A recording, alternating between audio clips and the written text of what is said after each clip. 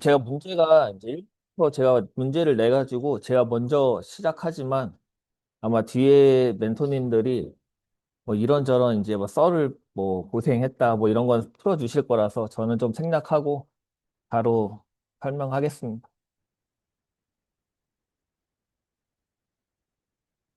일단 1번 제가 이제 1교시 1번, 2교시 1번을 냈는데 생각보다 CDS도 많이 답을 쓰셔가지고 사실 이거는 저희 반에서는 그 N2SF 1.0이 나왔을 때 그때 이제 CDS가 하나의 어떤 그 참조 모델 이렇게 나와 있어가지고 좀 중요하다라고 하면서 저희 반에선 다뤘었는데 다른 반 분들도 많이 알고 계셔가지고 좀 생각보다 깜짝 놀랐고 이 CDS를 쓰실 때는 기왕이면 그 N2SF를 같이 좀 언급을 해주시면 좋을 것 같습니다. N2SF에서 그 상이한 등급 간의 데이터에 대한 어떤 흐름에 대한 제어라던가 컨텐츠 무해화 이런 것들을 하기 위해서 CDS가 좀 핵심 기술이다 보니까 기왕이면 언급해 주시면 좋을 것 같고 그리고 그 구축 유형에다가 그 어세스, 트랜스퍼, MLS 세 가지 정도 언급해 주시고 주요 기능의 CDR, 데이터 다이오드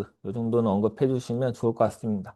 그리고 마지막에 3단락에다가는 이 CDS가 좋긴 하지만 어쨌건 CDS를 이용을 해야 되다 보니 거기서 발생하는 보안 위협 같은 것들이 있기 때문에 그거에 대한 대응 방안까지 써주시면 좀 제일 좋지 않을까라고 생각을 하고 꼭 이번에 CDS가 시험에 안 나오더라도 N2SF가 시험에 나오면 3단락 같은 데다가 CDS를 핵심 뭐 구현 기술이다라고 해서 언급해 주시면 아마 제일 좋을 것 같습니다. 그 출제하는 사람도 가이드는 다 보고서 출제할 거니까 뭐 다른 솔루션을 쓰는 것보다는 CDS를 쓰시면 아마 채점하는 사람도 이건 뭔지는 알고 있을 거니까 고득점 받기 좋으실 것 같습니다.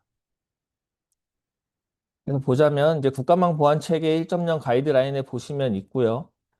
요게 제일 중요한 단어인 것 같아요. 상이한 보안 등급 또는 도메인 간의 정보 교환 시에 인가된 통신만 허용하는 거죠. 저희가 그 국가망 보안 체계에 보면은 정보 생산 저장의 원칙이 있고 정보 이동의 원칙이 있잖아요. 그러니까 이동의 원칙을 준수하기 위해서 나보다 등급이 낮은 쪽으로 데이터가 흘러가면 안 되니까 등급이 높은 쪽으로는 흘러가도 상관없는 거고 그런 것들을 제어할 수 있는 게 요 CDS를 통해서 할 수 있다.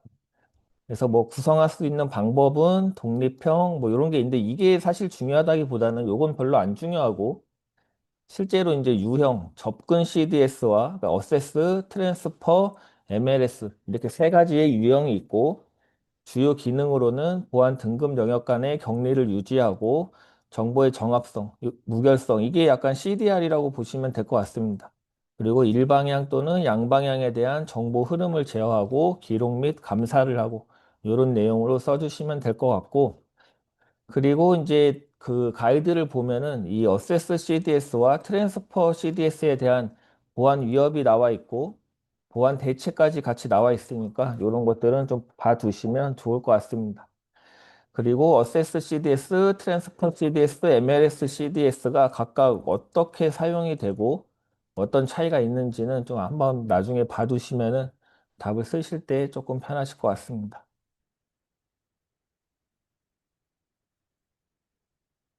2교시 여기 뭐 이렇게 글씨가 이렇게 깨져 있냐? 그다음에 이제 2교시 1번을 제가 냈는데 와 진짜 거의 몇 명 계시죠? 한 80명 계시네요. 한 분인가 두 명 빼고 다 풀어가지고 열심히 채점을 하고 있는데 이게 이제 그 다른 멘토님들은 요 문제를 안 읽어보고 그냥 AI 팩토리가 뭐냐 뭐 아니 AI 팩토리면 스마트 팩토리인데 스마트 팩토리에다가 AI 붙은 게 AI 팩토리 아니야? 라고 막 이렇게 질문을 하시던데 뭐 그렇게 생각할 수도 있긴 해요. 근데 제가 원했던 거는 일단 여기 인트로에다가 좀 이유를 써줬잖아요. 뭐 물론 디지털 팩토리에다가 AI를 도입한 걸로 요 용어만 보면은 오해할 수 있지만 이 앞에 이렇게 좀 그 등장 배경 같은 것들을 언급을 했으니까 여기에 좀 맞춰갖고 답을 쓰셔야죠. 그러니까 그냥 디지털 팩토리에 AI가 도입됐다기보다는 최근에 어떤 거대 언어 모델 생성형 AI에 대한 학습 수요가 폭증하고 있고 기존 범용 데이터 센터의 한계, 범용 데이터 센터의 한계로 인해 AI 팩토리 전환 패러다임이 진행 중이야. 근데 갑자기 디지털 팩, 아니, 스마트 팩토리에다가 AI를 도입한 게 AI 팩토리다.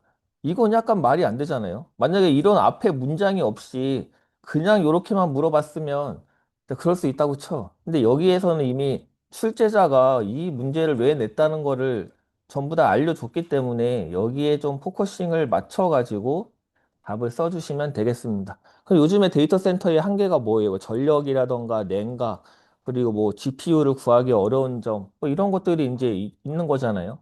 그래서 AI 팩토리에다가는 AI에 대한 학습부터 추론까지 모든 것들에 좀 특화되어 있는 데이터 센터다. 전력이라던가 냉각의 한계를 극복한 좀 그런 내용을 써주시면 좋을 것 같고, 그러다 보니까 이거를 스마트 팩토리의 느낌을 갖고 답을 쓰신 분들의 문제가 여기가 뭐냐면, 뭐 전부 IoT 관련된 내용이에요. 뭐 IoT를 잘해야 된다, CPS를 잘해야 된다, 뭐 디지털 트윈을 해야 된다. 그런 내용으로 가는데, 제가 원했던 거는 그런 게 아니라, 기존의 거대 언어 모델을 학습하기 위해서 GPU가 들어가면 이제 전력의 문제도 있고, 그러니까 그런 것들을 해결하기 위해서 인프라 기술로는 뭐 반도체라던가 뭐 HBM, TPU, NPU, 뭐 CXL 그리고 또 네트워크 기술의 뭐 인피니밴드, ROC 뭐 이런 내용들을 언급해 주길 바랬는데 뭐 IoT, CPS, 뭐 디지털 트윈, 스레드 막 이런 얘기를 쓰시면은 점수를 좀 많이 안 드렸습니다. 그다음에 이제 제가 제일 원했던 거는 요거를 어떻게 쓰는지를 좀 보고 싶었던 거예요. 만약에 제가 이게 없고 AI 팩토리의 성능과 운영 효율을 극대화하기 위한 방안을 써라라고 하면은 뭐 모델을 경량화해야 되고 뭐 이런 식으로 답을 쓰셔도 크게 상관은 없습니다. 근데 여기서는 제가 일부러 전력과 냉각의 제약이 있기 때문에 어떻게 이것들을 극복하면서 성능과 운영 효율을 극대화할 것이냐라고 이거를 보고 싶었던 거여가지고 여기에 조금 초점을 둬서 답을 쓰신 분들한테 점수를 좀 드렸습니다. 그래서 저도 답을 해설지를 어떻게 썼냐면 전력 제약 하에서 AI 팩토리의 성능과 운영 효율을 극대화하기 위해 어떤 방안이 있고 냉각의 제약이 있기 때문에 어떻게 성능과 운영 효율을 극대화해야 된다. 이렇게 답을 구성을 했기 때문에 뒤에서 좀 설명드리겠습니다. 일단 AI 팩토리는 뭐 그림은 꼭 이렇게 안 그리셔도 되는데 그냥 뭐 전력과 냉각 제약 하에 뭐 어떤 문제점들이 있고 그래서 AI 전용 가속 인프라에는 뭐 GPU, HBM, CXL, RDMA, 뭐 NVMe 뭐 이런 것들이 있고 그래서 이런 것들을 오케스트레이션에서 관리하고 보안 같은 것들을 준수하고 관측하면서 운영을 하다 보면은 최적화된 굿풋 저도 처음에는 굿풋이 뭔지 잘 몰랐는데 굿풋이 뭔지 아세요? 굿풋? 우리가 보통 그 네트워크에서 성능 QoS 따질 때 처리량 따지잖아요. 그거는 이제 처리량인 거고 굿풋은 내가 실제로 필요한 데이터에 저- 접근하는 뭐 그런 거라고 합니다. 그래서 조금 다르니까 굿풋도 좀 갖고 가시면 괜찮을 것 같고. 그래서 이제 요렇게 뭐냐 아키텍처를 그릴 수 있을 것 같고 그래서 개념을 보자면 거대 언어 모델 생성형 AI의 학습과 추론을 위해 그러니까 요즘에 그런 AI 학습에 특화된 뭐 데이터 센터다. AI 학습에 특화된 뭐다라고 많이 써주시는데 이 추론이란 단어도 같이 써주시면 좋을 것 같아요. 이제는 학습뿐만이 아니라 추론까지도. 그래서 학습과 추론을 위해 컴퓨팅, 메모리, 네트워크, 스토리지, 전력, 냉각 이런 것들을 하나의 목적에 맞게 통합 설계한 이 목적형 데이터 센터 아키텍처다. 이렇게 답을 써주시면 제일 좋을 것 같고 그래서 뭐 필요성은 뭐 그냥 읽어보면 되고 넘어가고 그래서 이제 저는 AI 팩토리 구현을 위한 핵심 인프라 기술로 좀 데이터 플레인 측면과 컨트롤 플레인 측면으로 나눠서 좀 답을 써봤습니다. 그 데이터 플레인 측면의 인프라 기술로는 뭐 GPU, TPU, HBM, MBF? 이거 오타인 것 같네요. HBF, 하이 밴드위스 플래시, 그리고 CXL, NV 링크, 인피니밴드, NVMe. 요 정도 인프라 기술 좀 갖고 가시면 좋을 것 같고, 그 다음에 뭐, 컨트롤 플레인 측면에서는 뭐, 쿠버네티스, 스케줄러, 통합 관측, 운영 자동화, 보안에서는 CC, KMS, HSM. 요 정도 쓰면 될 것 같습니다. 요즘에 CC가 그 거기 뭐죠? 가트너에서도 나오고 한국정보공학기술사에서도 나와가지고 요거는 꼭 학습해 가시면 좋을 것 같습니다. 그 다음에 이제 마지막 제가 제일 보고 싶었던 거는 요 내용이죠. 전력 냉각 제약 하에서. 그래서 전력 제약 하에서 AI 팩토리 성능을 극대화하기 위해서는 뭐 이런 정밀도 같은 거를 축소할 수 있다고 해요. 전통적인 계산은 32비트 숫자를 사용하지만 AI 연산에서 정확도를 조금 희생해도 8비트나 4비트 숫자를 사용하도록 칩을 설계하면은 아무래도 같은 전력 하에서 조금이라도, 아까 전력을 조금이라도 덜 소비할 수 있겠죠. 그리고 희소성. AI 모델 데이터의 대부분은 이제 0이잖아요. 그래서 0에 가까운 무의미한 숫자. 실리콘 랩에서 이를 감지해서 영인 값에 대한 계산을 아예 수행하지 않고 건너뛰도록 회로를 만드는 기술이 요게 되겠습니다. 그 다음에 데이터 이동에 대한 최소화. 계산 자체보다 데이터를 메모리에서 가져오는데 훨씬 많은 에너지가 사용이 된다고 해요. 그러니까 데이터를 가져오는 게 아니라 그 위치에서 최대한 계산 연산이 되게끔 하면은 전력을 최대한 아낄 수 있겠죠. 그 다음에 이제 뭐 디바이스 레벨에서는 이런 뭐 동적 전압 주파수 스케줄링, 그리고 전력 태핑, 뭐 MIG, 텔레메트리 기반 제어. 그래서 한 DVFS랑 전력 캠핑 정도는 갖고 가면 나중에 좀 써먹을 수 있을 것 같습니다. 그래서 미래 AI 팩토리는 전력을 소비하는 것에 그치지 않고 실시간으로 에너지를 지능적으로 협상하고 저장하며 최적화하는 이 소프트웨어 정의 전력을 향후 10년 후에 인프라의 핵심 기술이 될 것으로 예상하고 있다고 합니다. 그러니까 전력도 이제는 소프트웨어 디파인으로 한다는 거죠. 그 다음에 이제 냉각 제약 하에서는 뭐 이런 거 다이렉트 투 칩, 직접 냉각판을 부착해가지고 열을 낮추는 거. 이 스로틀링이라는 단어도 요즘에는 이제 AI에서 발열 이런 문제가 워낙 이슈니까 스로틀링이라는 단어도 갖고 가시면 좋을 것 같습니다. 그러니까 스로틀링이라는 게 GPU에서 처리를 해야 되는데 온도가 올라가면 올라갈수록 주파수 같은 것들을 낮춰갖고 성능을 제대로 활용 못하는 현상 그런 것들을 스로틀링이라고 하니까 단어 갖고 가시면 좋을 것 같고 그다음에 뭐 후면 도어 열교환기, 뭐 사이드킥, 액침 냉각 이 정도 알아두시면 될 것 같습니다.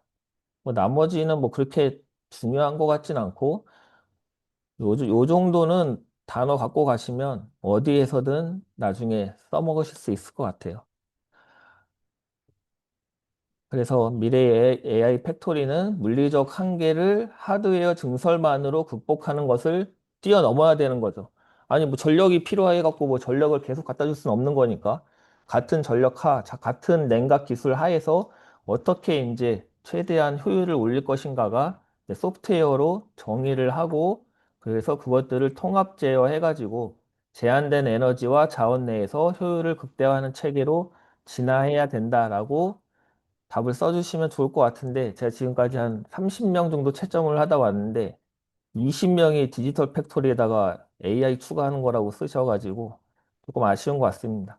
물론 아까 처음에 말씀드렸다시피 오해할 수 있는 토픽이긴 하지만 그래도 여기다 힌트를 줬으니까 이런 거는 실전에 시험에 가시더라도 그 앞에 등장 배경이라던가 문제를 잘 읽어보시면 이게 뭐를 물어보는 건지 좀 감을 잡으시는데 도움이 될 것 같습니다.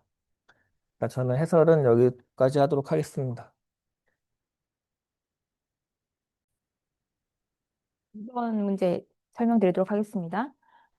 AI 기본법의 주요 내용을 쓰시오가 문제였고요. 사실은 제가 이 답안지를 드렸지만 이제 제가 답안지 여러분 거 채점을 하면서 엄청 반성을 많이 했습니다. 사실은 주요 내용을 제가 그냥 컨텐츠 기반으로 썼는데 조항 쓰신 분이 굉장히 많았어요. 그리고 이 답을 선택하신 분 굉장히 많았거든요. 그래서 만약에 이 문제를 보시고 나와서 진짜로 쓰신다라고 하면 조항까지 안 쓰시면 아마 경쟁력이 확 떨어질 것 같습니다. 진짜로 굉장히 많이 써주셨거든요. 그럼에도 불구하고 제가 준비한 내용을 기반으로 설명을 드려보도록 하겠습니다. 일단 AI 기본법은 일단 뭐 대한민국에서 뭐 첫 번째다, 글로벌 두 번째다 이런 건 많이 써주셨고요. 기본적으로는 뭐 AI 뭐 성장 동력 뭐 아니면 위험 관리 체계 이런 걸로 이제 리딩문 써주셔도 저는 괜찮을 것 같아요. 그래서 인공지능 산업을 지원을 하면서 위험과 뭐 기본권 침해를 하기 위한 한국의 포괄적인 AI 법령 뭐 이렇게 써주시면 될 것 같고 뭐 이번 뭐 재정 목적은 저는 그냥 참조 측면으로 써드린 거니까 요거는 당연히 이제 답안 쓰실 때 넣어야 됩니다라고 하는 건 아닙니다. 근데 다만 그 주요 내용으로 이제 쓰셨을 때 사실 제가 이제 물어본 게 주요 내용이잖아요. 근데 주요 내용인데 개념도, 상세 요렇게 쓰신 분들 꽤 계세요. 왜 물어본 게 주요 내용이잖아요. 주요 내용으로 채워주셔야 되고 만약에 나로 나누시는 것 저는 되게 좋다고 생각하는데 뭐 기본적인 내용 측면의 주요 내용, 그리고 뭐 기술 측면의 주요 내용, 혹은 뭐 권리 측면의 주요 내용 해가지고 이제 법령 밑으로 쭉 달아주시면 좋은데 질문이 주요 내용이기 때문에 저희가 두 번째 컬럼이 이제 키워드가 들어가는 자리인데 거기다 대고 이제 뭐 상세 혹은 개념도 이런 거 넣어주시면 이제 분량으로도 일단 조금 그러니까 다른 분들 대비 좀 경쟁력이 좀 떨어진다. 약간 요거는 꼭 기억하셨으면 좋겠습니다.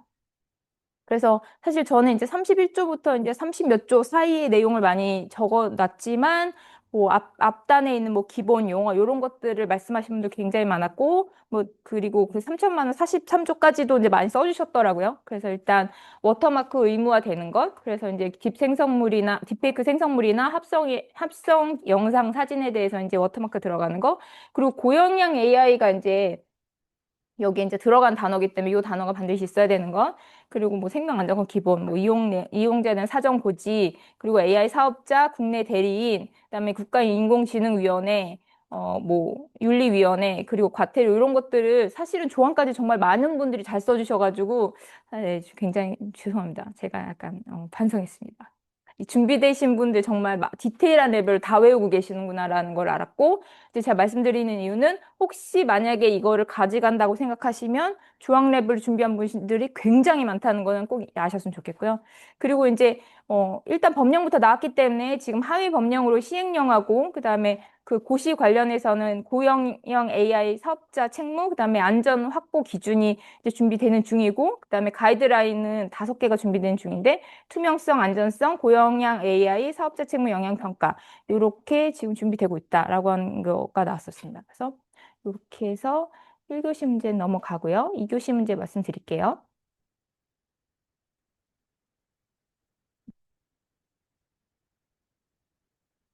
2교시는 이제 AI 생태계 문제고 요것도 굉장히 많은 분들이 이제 선택을 해주셨습니다. 그래서 AI 준비를 많이 잘 하셨구나 이렇게 좀 생각을 했는데 일단 제가 첫 번째로는 이제 목차 잡기에서 조금 아쉬웠다고 생각한 점 뭐냐면 지금 이제 물어본 거 되게 많거든요. 그리고 이제 이게 개념부터 물어봤기 때문에 사실은 어, 목차는 물론 굉장히 주관적인 점이 들어가기는 하는데 어, 나라면 어떻게 잡았을까라고 사실 생각을 하고, 네, 저의 관점에서 권장사항을 말씀드리자면, 일단 이제 시작이 개념이고 끝이 고려사항이기 때문에, 저라면 이제 이게, 물론 이제 이게 전체적인 거의 개념은 아니긴 하지만, 일단 개념을 물어봤기 때문에 저라면 요게 물어본 게 일단 얼추 6개 이상이 6개가 되고 그리고 이제 개념으로 시작해서 고려사항까지 얘기를 한다면 어 시작이 개념이니까 난 이걸 1단락으로 잡고 싶다라고 저 같으면 그렇게 잡을 것 같습니다. 그리고 이게 고려사항이기 때문에 여기를 4단락으로 잡고 싶다라는 고민을 좀 할 것 같아요. 물론 다르게 잡으신 분들 많고 저는 그게 잘못됐다고 말씀드리진 않는 거고 저라면 그렇게 했을 거다라고 말씀드린 겁니다. 그래서 이제 개념으로 시작하기 때문에 1단락에 이걸 가로 놓고, 그 다음에 여길 나로 놓고, 그 다음에 이 옴니모달 AI와 피지컬 AI를 이제 가하고 나로 하고, 그리고 이제 이게 기술 요소기 때문에 사실 저희가 기술 요소에 대한 준비를 굉장히 많이 하시잖아요. 그래서, 저라면 다의 이 기술 요소를 이제 가, 나로 풀고, 그리고 여기를 4단락으로 잡을 것 같습니다. 그러니까 물론 이렇게 반드시 해야 되는 건 아니라는 걸 다시 한번 말씀드리고, 그런데 제가 이제 그 아까랑 동일한 말씀 얘기이긴 한데 이거 특징을 물어봤잖아요. 근데 특징을 물어봤는데 필요성으로 쓰신 분도 있고 상세로 쓰신 분도 있고 이게 문제를 사실 내용으로 보면은 분명히 똑같을 거거든요. 근데 그래도 물어봤으면 그 물어본 게 목차에 들어와야 되는 건 알고 계시죠? 그래서 이거 문제대로 써주시는 걸 진짜 강력하게 권장을 드리고 그러면 아, 이분이 안 쓰신 것 같다라고 생각이 굉장히 많이 들어서 이제 그거 좀 주의해 주셨으면 좋겠습니다.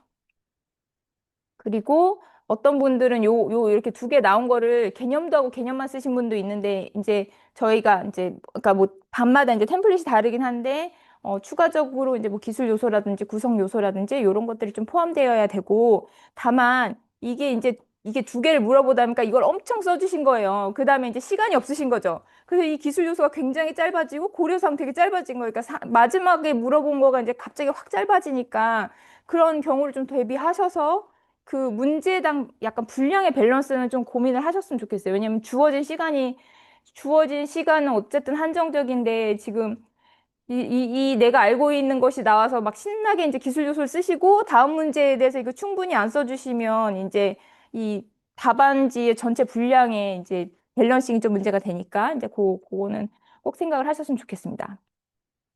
그래서 이제 설명드릴게요. 소버린 AI의 개념이라고 해서 이게 자국이란 얘기가 나오고 어, 주권 그리고 이제 독립적 이런 단어가 이제 들어 포함되어서 이제 AI 관련된 전략이다 혹은 체계다 이렇게 끝단어를 잘 써주셨으면 좋겠습니다.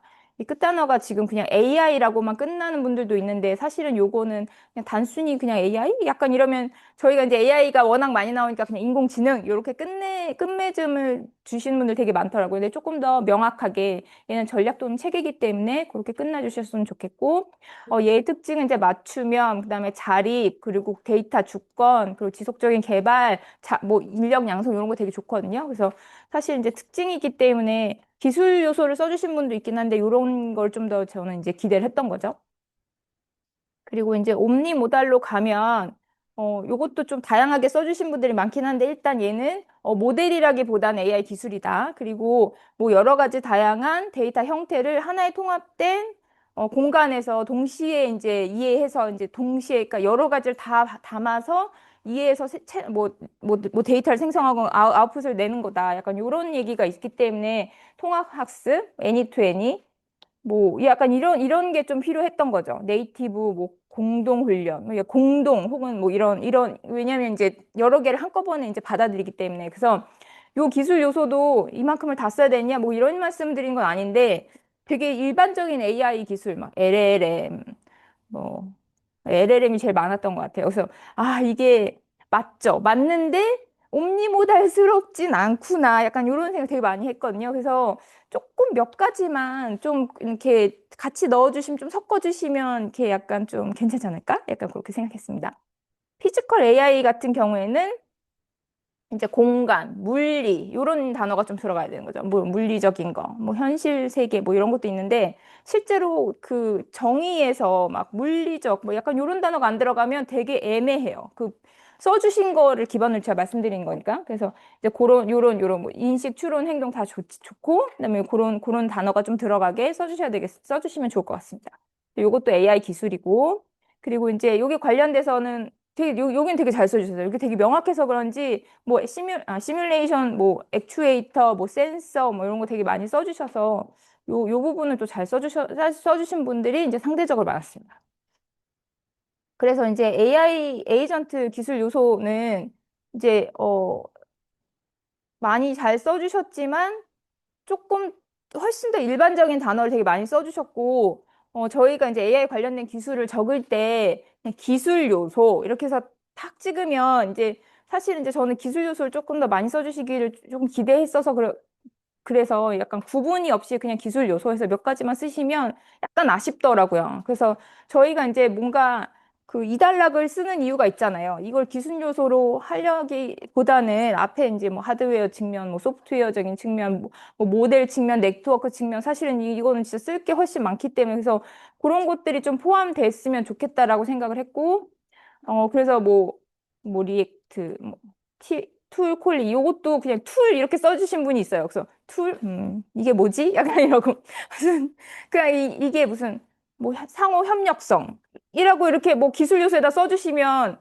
아 이게 무슨 기술일까 이렇게 고민하게 되거든요. 그래서 그 끝단어까지 좀 뭐 API를 뒤에 붙인다 하여튼 이게 기술스럽게 실제로 기술 요소가 되게 정확하면 좋겠지만 모르더라도 뭔가 그런 특성스러운 거를 써주시면 딱 봤을 때 굉장히 애매하고 나머지를 굉장히 디테일하게 살피게 되니까 이제 여기에 좀 그런 것들 좀 기억해 주시면 좋겠고 벡터 메모리 DB 요런 거 이제 TPU, GPU, CPU, 로우 파워, 소캠, TCP는 많이 써주셨어요. 라그 네트워크, 그다음에 AI란, VLA, MOE 뭐 이런 거 많이 써주셨더라고요. 그리고 이제 여기 고려사항 이제 다양하게 써주셔서 고려사항은 굉장히 저는 많은 분들이 잘 써주셨다고 생각하고 이제 요 일단 목차 구성 그리고 조금 더 AI 에이전트스러운 이 고려사항 이것도 너무 보안에 그냥 일반적인 무슨 액세스 컨트롤 엔드 포인트 보안 약간 이런 거 써주신 분들이 있어서 조금만 더 이 토픽에 맞는 그런 어프로치를 좀 해주시면 좋겠다고 생각을 했습니다. 네, 여기까지입니다.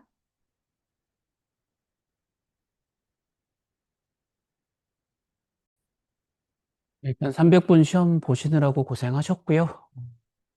저는 정상반 멘토 이상원 교수입니다.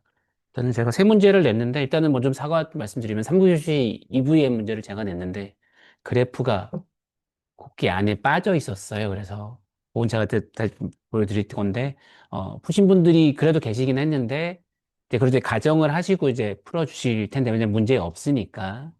근데 이제 조금씩 그래도 수식 계산하는 부분에서 살짝 틀린 부분들이 조금씩은 계셨어요. 그래서 계산 문제를 푸실 때는 좀 많은 연습들 그리고 익숙해짐이 좀 필요할 것 같아요. 그래서 지금 이제 한 달 조금 안 남았을 텐데 혹시나 계산 문제들 들고 가실 토픽들 계시면 지금부터 한두 문제씩 계속 매일매일 답안지에 쓰면서 25분 내에 그래서 연습을 좀 해보시는 부분들이 있어야 될 것 같다는 생각이 좀 들고요.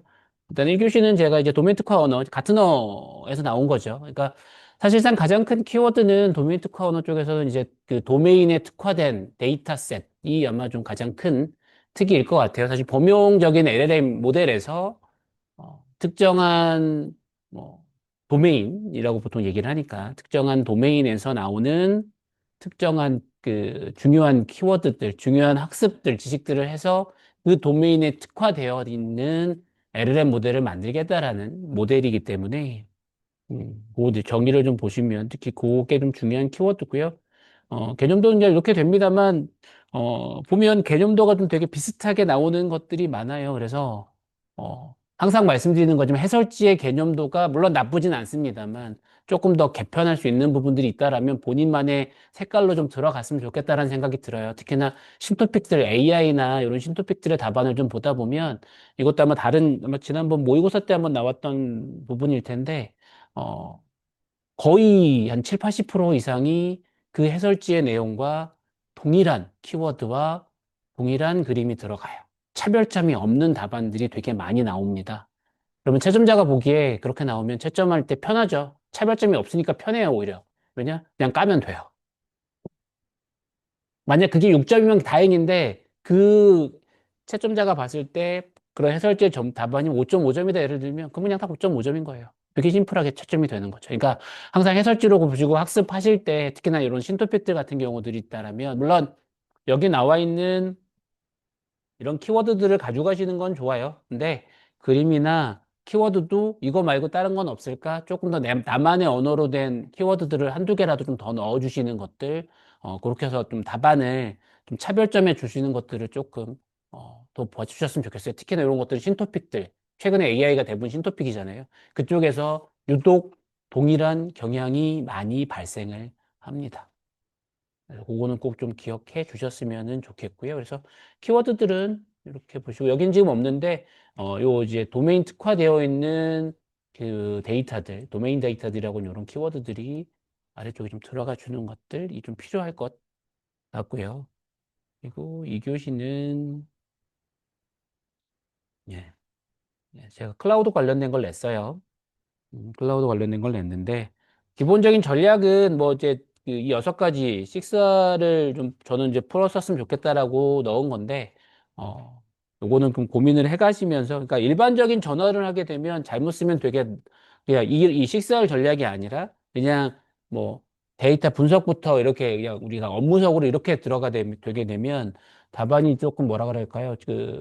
힘이 없는 답안이 나올 수가 있어요. 왜냐하면 되게 러프한, 그러니까 일반적인 단어들이 나오면 그 안에서 클라우드가 사라집니다.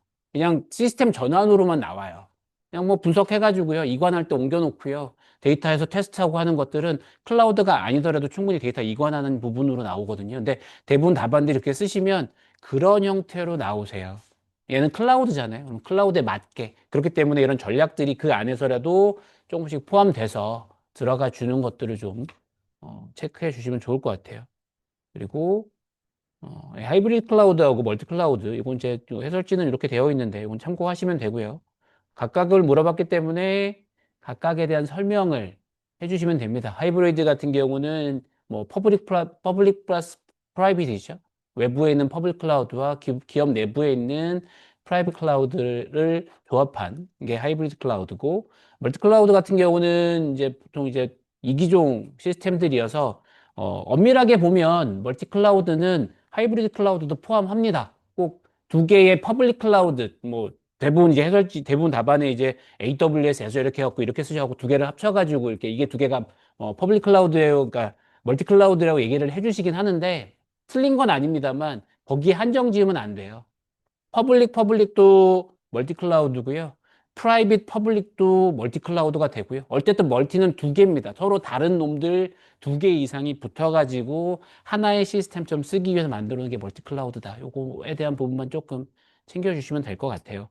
대부분 이게 요거 요렇게 돼가지고 개념도도 어떻게 들어가시냐면 그냥 유저 있고요.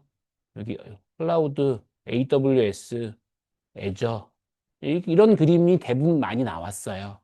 너무 좀 심심하잖아요. 가능하면 이런 업체의 명들은 물론 뭐 AWS나 애저 같은 경우들이 워낙 뭐 이제 상용화되어 있는 거라 그렇긴 한데 저는 답안에는 특히나 개념도 같은 데서는 굳이 그냥 상용 클라우드라고 쓰면 되지 않을까 싶어요. 뭐 애매하다면 샵 1, 샵 2, 두 개 다른 놈이야. 이 놈만 넘겨줘도 뭐 나쁘진 않을 것 같다는 생각은 들어요. 그래서 여기는 요 범위들 좀 봐주셨으면 좋겠습니다. 그래서 여기엔 프라이빗도 들어가요. 멀티 클라우드에. 요거 조금 챙겨주시면 좋을 것 같고요. 이렇게 이제 클라우드들이 여러 개 이기종 시스템들이 늘어나기 때문에 그 부분 관련돼서 이제 아이파스 서비스로서의 통합하는 겁니다. 그러니까 이기종 시스템들에 대한 중요한 게 이제 앱들이죠. 앱들의 통합입니다. 그러니까 우리가 이제 기업 내 시스템 통합은 보통 뭐 EAB나 ESB나 EA나 이런 식으로 해서 통합을 하죠.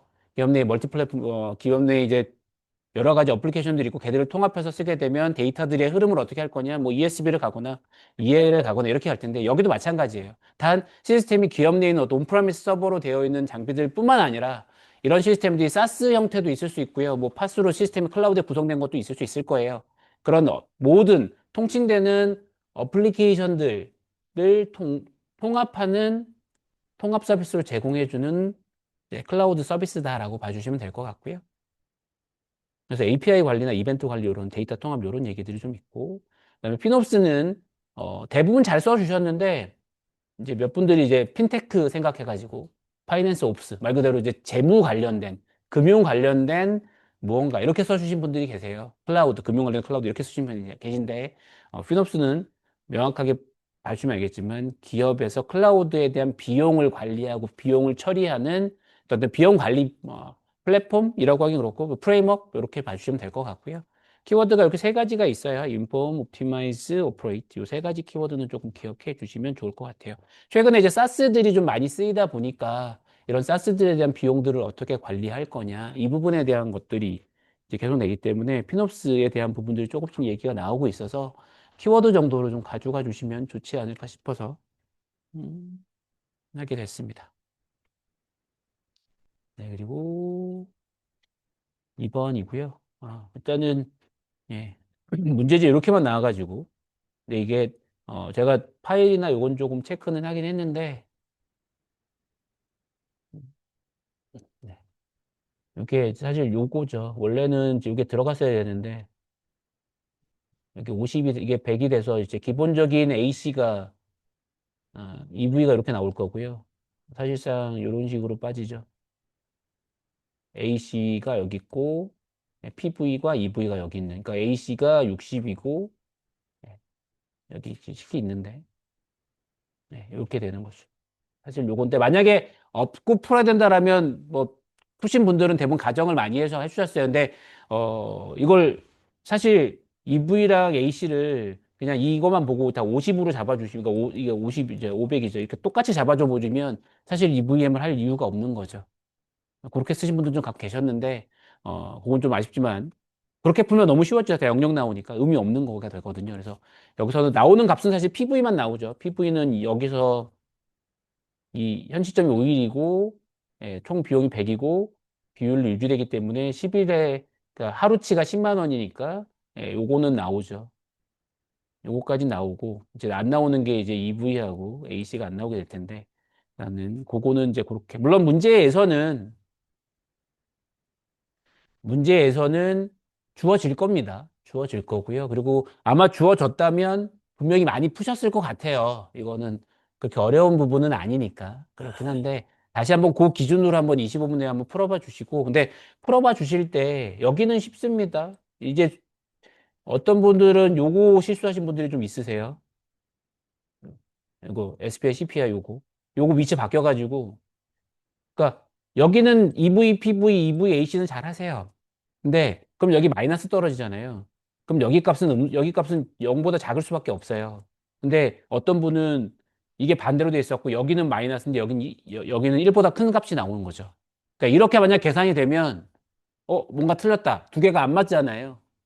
어쨌든 CV와 SV, CV와 SPI, CPI는 같이 간단 말이죠. SV가 양수면 SPI도 1보다 클 거고 마찬가지 반대면 반대가 되니까 계산하다가 풀어보다가 갑자기 수식이 가끔 헷갈릴 수가 있어요. 이런 수식들이 쓸 땐 편한데 내가 25분에 풀다 보면 헷갈릴 수가 있거든요. 그럴 때 값을 보시고 뭔가 잘못돼 있으면 어딘가 수식이 잘못됐다라는 걸 빨리 캐치하실 필요가 좀 있을 것 같고요. 오늘 좀 풀어보신 분들 보다 보면 여기서 여기에서 좀 삐끗된 분들이 계시고 얘는 당연하게도 문제는 다행히도 이 문제는 좀 착하게 여기 있죠. CPI 비율로 하겠다라고 유지된다라는 걸 명기를 해줬기 때문에 그래서 CPI 이렇게 이제 계산이 될 거고 요 식은 여러 가지가 있는데 그중에 이제 요 식을 간 거고 EAC가 이제 AC 플러스 ECC입니다. 요거 명칭 체크 잘 해주셔야 되고 그리고 VAC는 BAC 마이너스 EAC에서 100에서 이렇게 나온다라는 것들. 이쪽이 추세 쪽이 당연하게도 이제 티피컬이 나왔기 때문에 요 a티피컬이냐 티피컬이냐에 대한 부분들 얘는 가끔 안 주어질 때 있어요. 가끔 문제에서 없을 때가 있으면 그때는 가정을 하시면 돼요. 난 a티피컬로 풀 거야, 티피컬로 풀 거야. 단 문제지 내 답안 쓸 때 얘는 나는 이걸로 유지된다라는 걸로 가정하고 풀 거야라는 걸 꼭 명기를 해주셔야 돼요. 물론 이제 친절한 문제들은 이렇게 나오기는 하는데 유지된다라는 것들이 나오긴 하는데 가끔 보면 안 나올 때도 있습니다. 이쪽은. 그거는 문제 잘 보셔야 될 부분들이고요. 보통 EVM 같은 경우는 많이들 가져가시기 때문에 잘 푸셔 보셨으면 좋겠고, 요걸로 다시 한번 풀어 보셨으면 좋겠고, 이제 여기서 마지막에 이제 요거를 주어지게 하는데, 결국에는 뭐 일정하고 이거 없어서 되게 조금, 근데 결국에는 여기를 너무 조금 쓰시면 또 안 돼요. 풀이 문제라고 해서 얘는 안 주어, 그러니까 이 문제에서도 원래는 이런 문제에서 이걸 안 주어질 때가 있죠. 이 문제와 다르게 그냥 계산만 하세요라고 나올 경우가 있어요. 그래도 어쨌든 문제가 일정이 지연되거나 비용이 초과되면 그 해결 방안을 자달라게 넣어 주셔야 되고 얘는 문제에서 주어진 거기 때문에 그렇다는 얘기는 좀 더 많이 최소 0.5페이지 정도는 분량을 잡고 써 주실 필요가 있는 거죠. 안 물어보더라도 써야 되고 물어봤으니까 더더군다나 써야 되고. 그래서 EVM의 획득가치 관리 같은 경우는 많이들 푸시기 때문에 실전에서도 생각보다 계산 문제지만 많이 가져가시는 부분들이세요. 어렵진 않은 계산이기 때문에 사실상 더하기 빼기 곱하기 나누기 수식 자체는 사실 뭐, 되게 쉬운 수식이고, 풀지 않으면 바로 나오는 거니까. 하지만, 그럼에도 불구하고, 오늘 푸신 부분들 중에서는 몇 가지 실수들을 아무래도 시간의 촉박성이 있어서 하시는 분들이 좀 계셨어요. 그래서, 얘는 항상, 아까도 잠깐 말씀드렸지만, 이 계산 문제들은 내가 가져갈 계산 문제는 지금부터 심심할 때마다 여러 가지 문제들, 모의고사 문제들 보시면서 풀어보는 연습들, 25분 내에 그냥 머릿속 그냥 손으로 계산하는 게 아니라 답안 형태로 25분 내에 푸는 연습들을 꾸준하게 해 주셔야 실전 가서도 안 헷갈리고 잘 푸실 수가 있습니다. 그래서 요것만 꼭 좀 명심해 주셨으면 좋겠고요. 예, 이후에 다음 분도 이제 저는 여기까지 하고 다음 진행 또 하도록 하겠습니다. 네, 저는 BP반 멘토 찬일 기술사고요. 오늘 300분 시험 보시느라 좀 힘드셨죠? 고생 많으셨습니다. 일단은 시간이 없기 때문에 바로 진행할게요.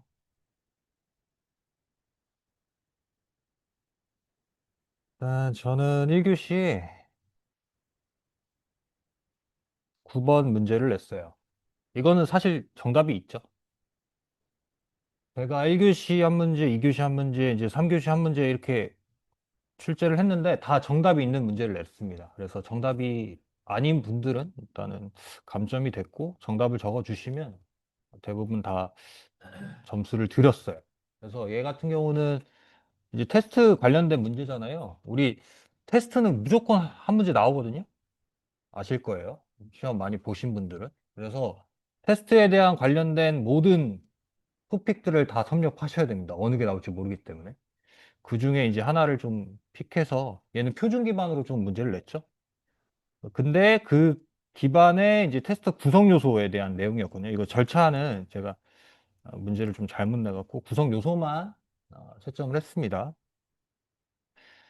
일단 정의 보면 표준으로 끝나줘야 돼요. 아니면 문서화된 뭐 항목이라든지 항상 요 정의 별거 아닌 것 같아도 끝에가 종결어가 명사형 종결어로 안 끝나면 점수 무조건 까요. 그거 좀 명심해 주셨으면 좋겠어요. 그리고 이제 테스트 케이스에 대한 이제 구성 요소. 우리 이거 암기법 있거든요. 식항, 입출, 환특이라고 해서 요거 정도는 암기해 주셨으면 좋겠어요. 사실 이것만 쓰셨으면 점수를 다 드렸습니다. 생각보다 이 문제를 많이 안 푸셨더라고요. 그래서 좀 의외로 좀 생각했는데 저희 반도 마찬가지로 많이 안 푸셨더라고요. 항상 강조 드리는 내용인데.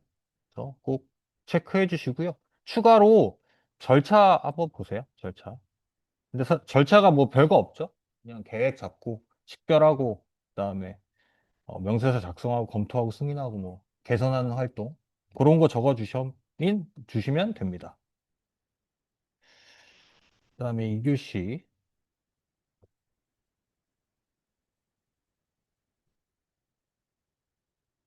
몇 번이었지?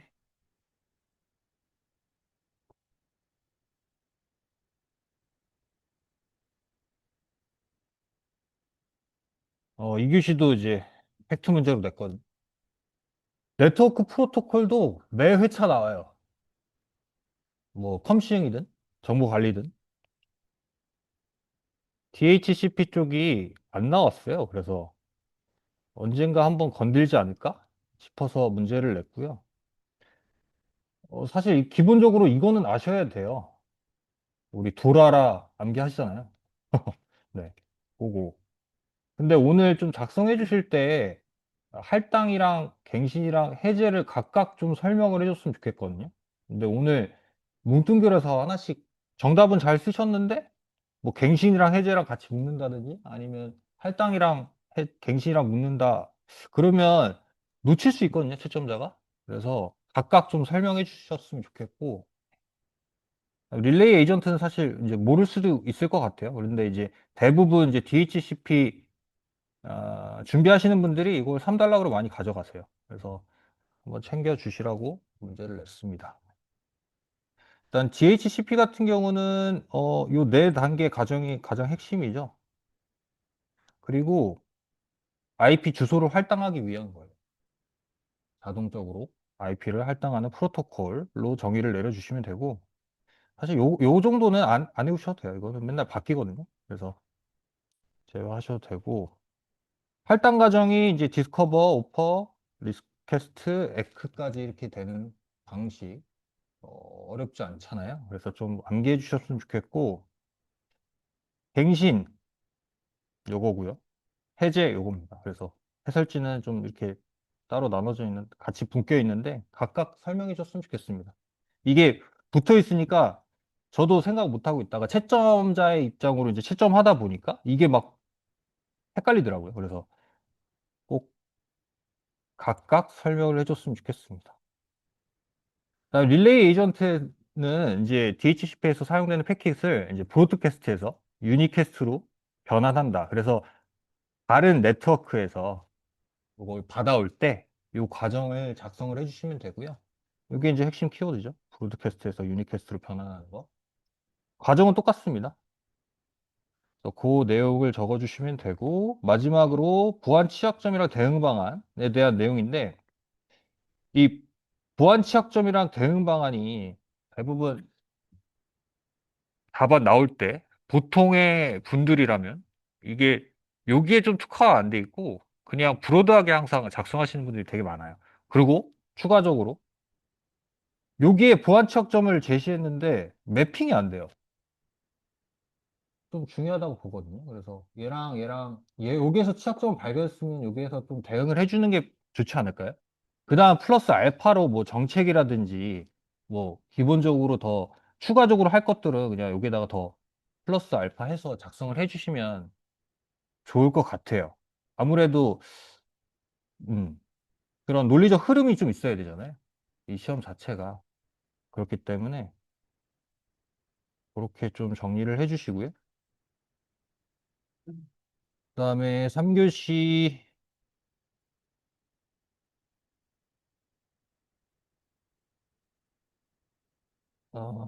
한번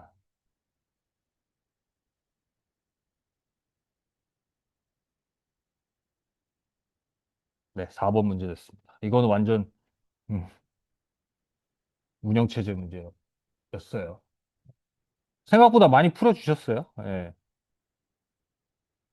이거 많이 보시지 않았을까요? 우리 운영체제 공부할 때 그래도 가장 기본적인 토픽이라고 저는 생각을 하는데 이런 게 나왔는데 점수를 못 따면 정말 억울할 것 같아요. 예, 아무래도 운영체제 기능이나 종류 이런 거 그냥 내가 알고 있는 거 내용 쓰면 되는데 이제 커널도 종류도 사실 뭐 한 세네 개 정도는 암기가 돼 있으면 이거는 이제 15점 맞을 수 있는 문제라고 좀 생각을 했는데 생각보다 많이 모르시더라고요. 그리고 많이 안 푸시기도 했고. 그래서 일단은 한번 점검을 해 줬으면 좋겠습니다. 이런 거 못 따먹으면 정말 억울해요. 예. 일단 운영체제는 다들 아실 거고. 종류도 기능을 보면 뭐 프로세스 관리와 파리 관리하고 네트워크 전반적인 핵심 코어잖아요. 그래서 그런 것도 설명을 해주고 사실 이거보다는 이제 기능이 두 번째 뎁스에 들어가서 아래 관점을 좀 나눠주시면 더 좋은 답안이 될 수 있을 것 같아요. 네, 그렇게 해주시고 그다음에 종류도 뭐 알고 있는 거 쓰시면 돼요. 이런 것들은 모를 수도 있지만 우리가 알고 있는 거 뭐 iOS나 안드로이드 그다음에 맥 윈도우만 쓰더라도 이게 종류를 다 항목 하나에서 다 물어본 게 아니라서 분량이 그냥 0.5 정도 나와도 충분히 점수 득점에는 문제 없을 거라고 판단되거든요. 그렇게 해주시고 그다음에 이제 커널도 이제 운영체제의 핵심 부분이죠. 그래서 소프트웨어입니다. 여기 내려주시고 얘는 이제 요거 웬만하면 이제 점수를 이제 고득점 받으신 분들은 요거를 그림을 그대로 다 그려주시거든요. 근데 이게 아마 분량이 이렇게 4개 정도 작성을 하기엔 분량이 거의 한 페이지 넘어갈 거예요. 근데 그 정도까지는 안 바라고 적어도 뭐 한 3개 정도만 작성하더라도 이 분량 맞추는 데는 충분하게 될 것 같아요. 그래서 다시 정리하면 얘가 이제 목차가 가나로 돼 있으니까 운영체제에 대한 개념 정도를 설명을 해주시면 될 것 같아요. 네. 그리고 제가 제일 좋아하는 인트로는 요거를 다 아우를 수 있게 좀 내가 어떤 걸 작성할 수 있는지에 대한 인트로를 잡아주시고 그 다음에 2단락 가나 3단락 가나 하고 여기에서 이제 추가적으로 괜찮았던 뭐 저도 이제 동의하는 부분이 이제 4단락에 보안 쪽 OS를 좀 작성을 해주시거나 아니면 RTOS나 뭐 이런 것들을 작성해 주시면 16점 이상 나오지 않을까요? 생각보다 많이 못 적으세요, 이걸. 그래서 좀 기본 토픽 한 번씩 다 점검을 해주셨으면 좋겠습니다. 지금 한 달 남았잖아요, 우리. 한 달 남았으면 신토픽 하면 안 돼요, 이거. 진짜 나올 것들만 몇 가지 추려서 가져가시고 엄청 쏟아질 거예요. 파이널 라운드 모의고사 또 남았잖아요, 우리. 토픽이 정말 많이 쏟아지거든요. 그거 다 절대로 실전에서 못 써요. 그래서 일단 내가 알고 있는 기반 내에서 기본 토픽들 이런 것들 사실 몇 개만 외우면 쉽게 작성할 수 있는 것들이 많이 있거든요. 그런 것들 일단 1차적으로 점검을 하신 다음에 그 다음에 진짜 이건 때려 죽여도 나오겠다 하는 것들 몇 개만 가져가시는 거예요. 이거 다 가져갈 수 없어요. 그래서 그렇게 좀 한 달을 잘 알차게 좀 보내시면 좋겠고 그리고 한 달 마지막 한 번 더 말씀드릴게. 지금 계속 돌리셔야 돼요. 계속 추가하지 마시고 내가 공부했던 할당량 그 캐파가 있을 거 아니에요? 그거 기반으로 그 문제는 내가 최소한 6점 맞는다는 각오로 가셔야 되고 지금 어중이 떠중이 막 신토픽 들어오게 되면 내가 알고 있는 것들도 못 써요. 실전에서. 그래서 그렇게 좀 체크를 해주셨으면 좋겠습니다. 저는 여기까지. 예, 4번 문제부터 진행하도록 하겠습니다. 4번은 에자일 개발 방법론이고요. 그래서 이 에자일 개발 방법론의 유형별 이 특징에 대해서 물어봤습니다. 그래서 사실 우리 음, 답안에 적을 때는 사실 요 뭐 에자일 개발 방법론 개념 뭐 이렇게 해서 뭐 이런 것들 적을 수도 있는데 사실 이런 것들은 크게 보지 않습니다. 그냥 물어본 거에 대해서 제대로 적었는지 안 적었는지를 좀 따지고 들어가는데요. 그래서 요 정도 있어요. 우리가 알고 있는 스크럼, 칸반, 뭐 여기에 보면 XP, 린, 뭐 이런 것들이 있죠. 그 다음에 스크럼반, 뭐 여기 추가적으로 더 했을 때 뭐 크리스탈이라든지 뭐 요런 것들이 있기는 한데 뭐 요 정도까지 많이 적어 주셨어요. 그래서 요 정도까지 적어 주시는 것도 좋기는 한데 사실 제가 원했던 건 뭐냐면 이 스크럼에 대해서 구체적으로 어떤 것들의 구체적인 특징인지를 뭐 여기 개념도를 적든 뭐 여기 특징을 적든 그래서 그런 것들로 해서 좀 구체적인 설명이 좀 들어갔었으면 했습니다. 그리고 이제 스크럼을 실질적으로 쓸 때의 그런 그 특징들 있잖아요. 만약에 칸반을 쓴다. 그럼 칸반에서 진짜 우리 외운 것도 물론 그 키워드로 들어가지만 이런 것들에 대해서 실제 사용을 했을 때 어떤 것들이 좀 더 특징을 가질 수 있을까라는 그런 관점에서 이 문제를 했었거든요. 근데 오늘 문제를 채점을 제가 해보니까 대부분이 그냥 우리 서브노트에 있는 그 키워드들 다 똑같이 적어요. 그러면 제 입장에서는 사실 그러면 매기는 사람 입장에서는 이거를 딱 보고 매기려고 하는데 다 똑같아요. 그럼 누구 점수를 더 줄까요, 사실? 그런 관점으로 좀 접근을 해주셨으면 하거든요, 저는. 다시 말씀을 좀 드리면, 우리 서브노트에 있는 그 키워드들이라든지 이런 것들 뭐 충실히 다 들어가도 6점은 받으실 거예요. 그런데 조금 더 고득점을 받기 위해서는 약간 나만이 이거를 실제 그럼 적용할 때 어떤 특징이 있어? 이런 것들을 조금 한두 개라도 좀 넣어 주셔야 된다는 거죠, 사실. 그래서 그런 답안은 오늘 사실 없었어요. 그래서 좀 아쉬웠고요. 물론 그런 관점에서 좀 적어 주셨으면 한다라는 관점에서 이 문제를 냈습니다. 그래서 이게 기본 토픽을 제가 내기는 했지만 그래서 기본 토픽 지금 가지고 있는 그런 공부하시는 것들도 좀 이런 관점에서 내가 알고 있다라고 해서 그냥 넘어가지 마시고 얘를 진짜 고득점 받으려면 이게 실제 어떻게 적용되는지 이런 것들도 한번쯤은 생각하시면서 좀 돌리셨으면 좋겠어요. 돌리실 때. 그거를 인지하고 안 하고의 차이가 좀 있거든요. 그래서 그런 관점에서 좀 봐주셨으면 하고요. 그래서 저는 사실 그냥 키워드로 쭉 나열한 것보다 그렇게 좀 구체적인 내용들이 좀 들어갔었으면 좋겠다라는 부분이 좀 있었습니다.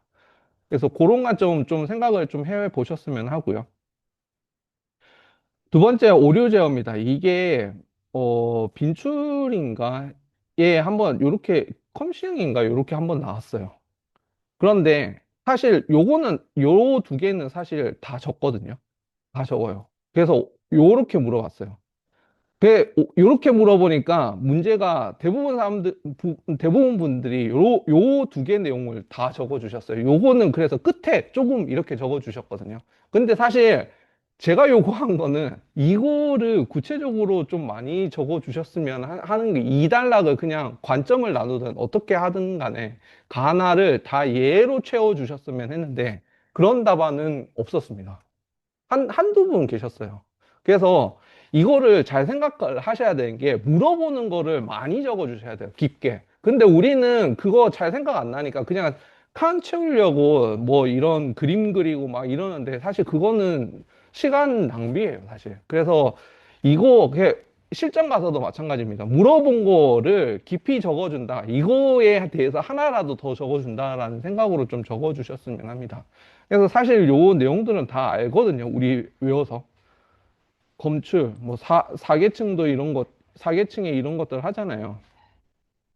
그리고 이계층도 뭐 FEC, PEC 뭐 이런 것들 다 알고 있습니다. 그래서 이거는 사실 뭐 이게 대학교 1학년만 잘 지나가도 이거는 다 알 수 있는 내용입니다. 근데 이제 문제는 4계층에도 오류 제어도 있고 2계층도 오류 제어가 있어요. 이거 도대체 뭔 차이냐를 물어본 거거든요. 그러면 2계층에서는 이런 뭐 노드 간에 이런 제어를 한다. 그리고 프레임으로 한다. 뭐 이런 내용들. 4계층에서는 단대다. 뭐 엔드 투 엔드로 한다. 뭐 이런 내용들로 해서 여기 앞에 이런 것들로 좀 나눠져 있잖아요. 그래서 요 관점을 좀 나눠가지고 그런 관점에서 이유를 많이 적어 주셨어야 돼요. 근데 대부분 2단락에 나의 예를 적는데도 뭐 한 두세 줄 적고 이런 분들이 대부분이셨거든요. 그러면 사실 점수 안 나옵니다. 예. 그래서 이 문제의 끝까지 따라와가지고 그거 많이 적고 깊이 적는 걸로 조금 더 모든 문제를 다 그렇게 좀 접근을 하셨으면 좋겠습니다. 요게 1교시고요. 2교시도 제가 2교시를 문제를 딱 봤을 때, 전체적으로 문제를 봤을 때, 이 AI죠. AI죠. 그 다음에 클라우드죠. 그 다음에 여기도 보면 ISP 하나 들어가 있는데 대부분 AI 클라우드 문제가 많이 나왔어요. 그래서 저는 그 문제 내면서 이 고민 많이 했거든요. 하다가 그 OS의 기본을 잘 설명을 어느 정도 하는지를 좀 궁금하게 봤습니다. 그래서 그 부분에 문제를 냈어요. 이거 사실 실제 기출이에요. 컴시운 기출입니다, 기출. 왜 이거를 가지고 왔냐라고 했을 때 스케줄링 이렇게 나오거든요. 스케줄링 나왔을 때 얘네에 대한 이 정도까지는 물어볼 수 있다라는 거죠. 이 정도까지는. 정보 관리에서 이 스케줄링이 잘 나와요. 잘 나오기 때문에 요 관점에서 이런 것들을 얼마나 깊게 적을 수 있는지를 좀 보고 싶었습니다. 근데 2교시도 마찬가지고 3교시도 마찬가지지만 이거 오늘 요거 적어주신 분들 별로 안 계시거든요. 요거 제외합니다. 요거 제외해요. 그 다음에 요거 제외합니다.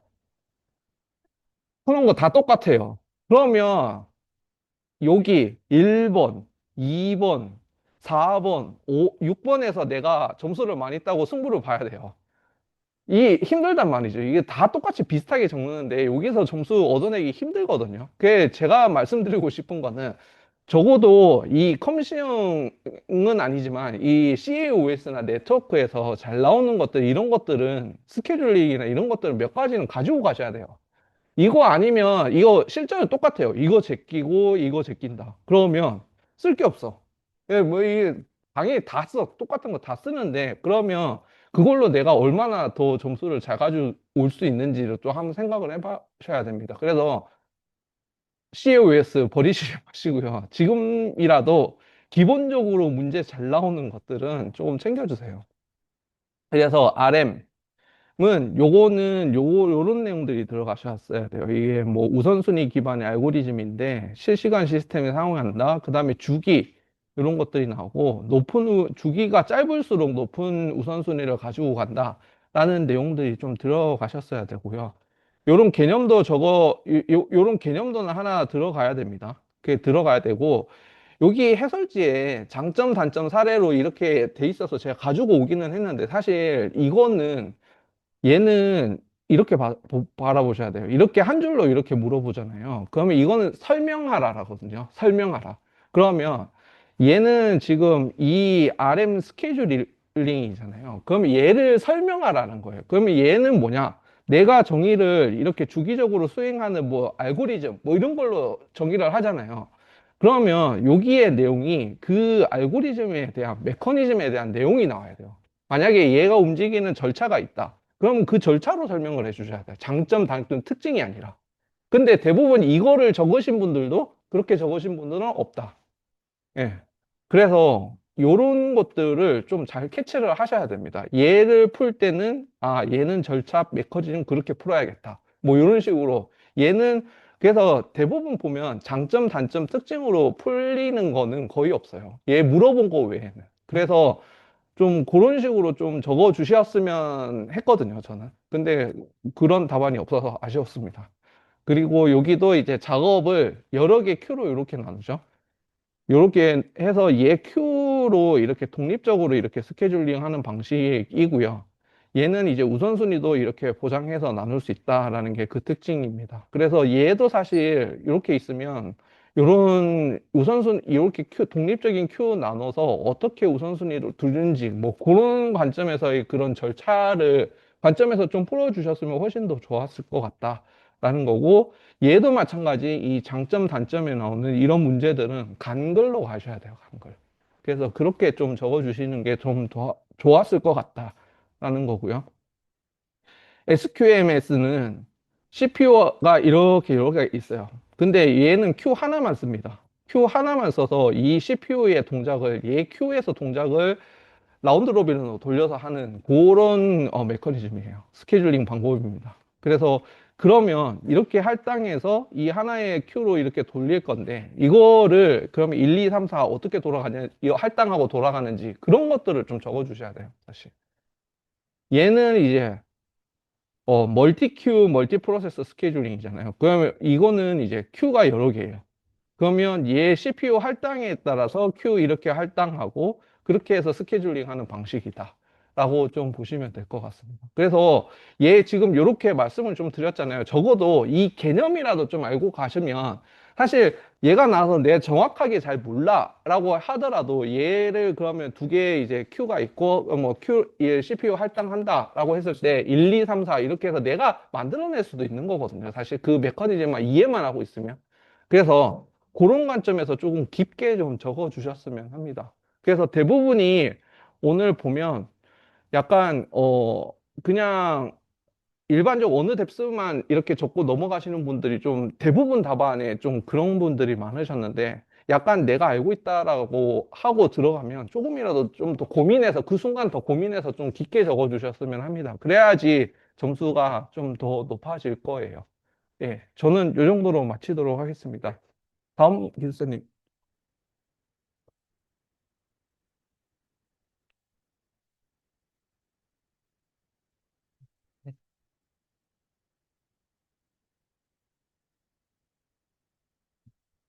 안녕하세요. 지금 문제를 제가 1교시하고 3교시 문제를 출제를 했습니다. 네, 전 BP반의 곤범이라고 합니다. 그 문제를 한번 보도록 할게요. 지금 이 문제가 여기 아닌가 보네. 음.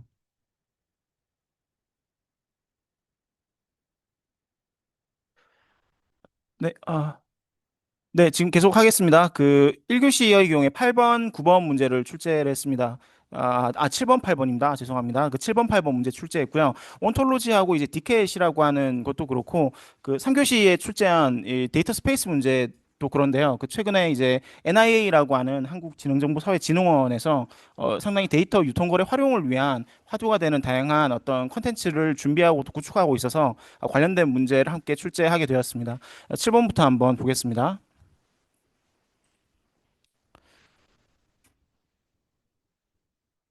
네, 7번은 이제 온톨로지인데요. 그 온톨로지는 이미 잘 알고 계시는 분이 많으실 거라고 생각했는데 오늘 모음 답안 이제 한 분인가 두 분 정도 모음 답안으로 뽑히셨거든요. 그래서 그 답안을 꼭 참고해 보시면 좋겠습니다. 일단 온톨로지는 개체 속성 관계라고 하는 요소를 바탕으로 상호 간의 어떤 연관 관계를 표현하는 지식 사전이라고 하는 정의가 꼭 드러나면 좋겠습니다. 근데 여기 빨간색으로 표시되어 있는 개체 관계 속성이 일단 첫 번째로 가장 중요한 요소고요. 그 다음에 같이 표현돼야 할 내용들이 사실 이 온톨로지뿐만 아니라 시메틱 웹이라고 하는 개념이 웹에서 기계가 해석 가능하다. 그리고 그렇게 만들기 위한 기술 요소들이 어떻게 포함되어서 하나의 사용자한테 서비스로 제공되는지와 연관이 되어 있기 때문에 그러한 내용들이 포함이 되어야 합니다. 그래서 개념도상을 보시면요. 사람이 있고 그 사람의 어떤 상속 요소라고 볼 수가 있겠죠. 서브 클래스들 이런 요소들이 개체 관계 그리고 속성이라고 하는 개념도로 표현이 되어야 합니다. 그런데 이제 답안지상에서 개체가 정확히 표현이 안 돼 있거나 관계가 제대로 명시가 안 돼 있는 분들이 있으셨어요. 꼭 이런 어떤 RDFS와 같은 내용이 아니더라도 그 화살표는 어떤 의미고 이 동그라미를 표현한 그 도형은 어떤 의미인지 그 정도 레벨의 어떤 구체화는 한번 해주시면 좋겠습니다. 그래서 추상화 레벨과 구체화 레벨의 트레이드오프를 개념도상에 표현하는 게 시간 제약과 함께 신경 써야 할 요소라는 거 하나 말씀드리고요. 그다음에 온톨로지와 관련해서 구성 요소에서 개체 속성 관계 그러면 이것을 기술적으로 어떻게 웹상에 표현할 것인가 그런 기술 요소들은 이미 시멘틱 웹과 관련된 프레임워크 공부하셨다면 잘 알고 계시는 키워드이실 거예요. 근데 이런 키워드가 요게 없거나 이제 요게 없는 거죠. 네, 그 이제 두 가지 요소들이 함께 표현이 되는 게 온톨로지에서 매우 중요하다라는 거 말씀드리고요. 산달락은 제 개인적으로 이제 기대했던 내용들이 이제 팔란티어와 관련된 주제였었는데 오늘 여기까지 답안을 작성해 주신 분이 이제 모범 답안으로 뽑혔다고 보시면 될 것 같습니다. 그 일종의 이제 검색 증강 생성 기술을 이용해서 환각 현상을 제어하기 위한 수단이 많이 적용이 되었고 이미 널리 활용되고 있죠. 근데 한편으로는 이제 우리가 좀 더 관념적으로 데이터를 특정 주제 단위로 그룹핑하는 온톨로지를 잘 만들면 우리가 특정 산업 도메인의 문제를 해결하는데 기여할 수 있지 않을까. 이제 그런 출발점에서 이제 온톨로지가 현재 팔란티어에서 많이 활용하는 그러한 기술 요소라고 봐주시면 될 것 같습니다. 네, 그다음에 8번 보겠습니다.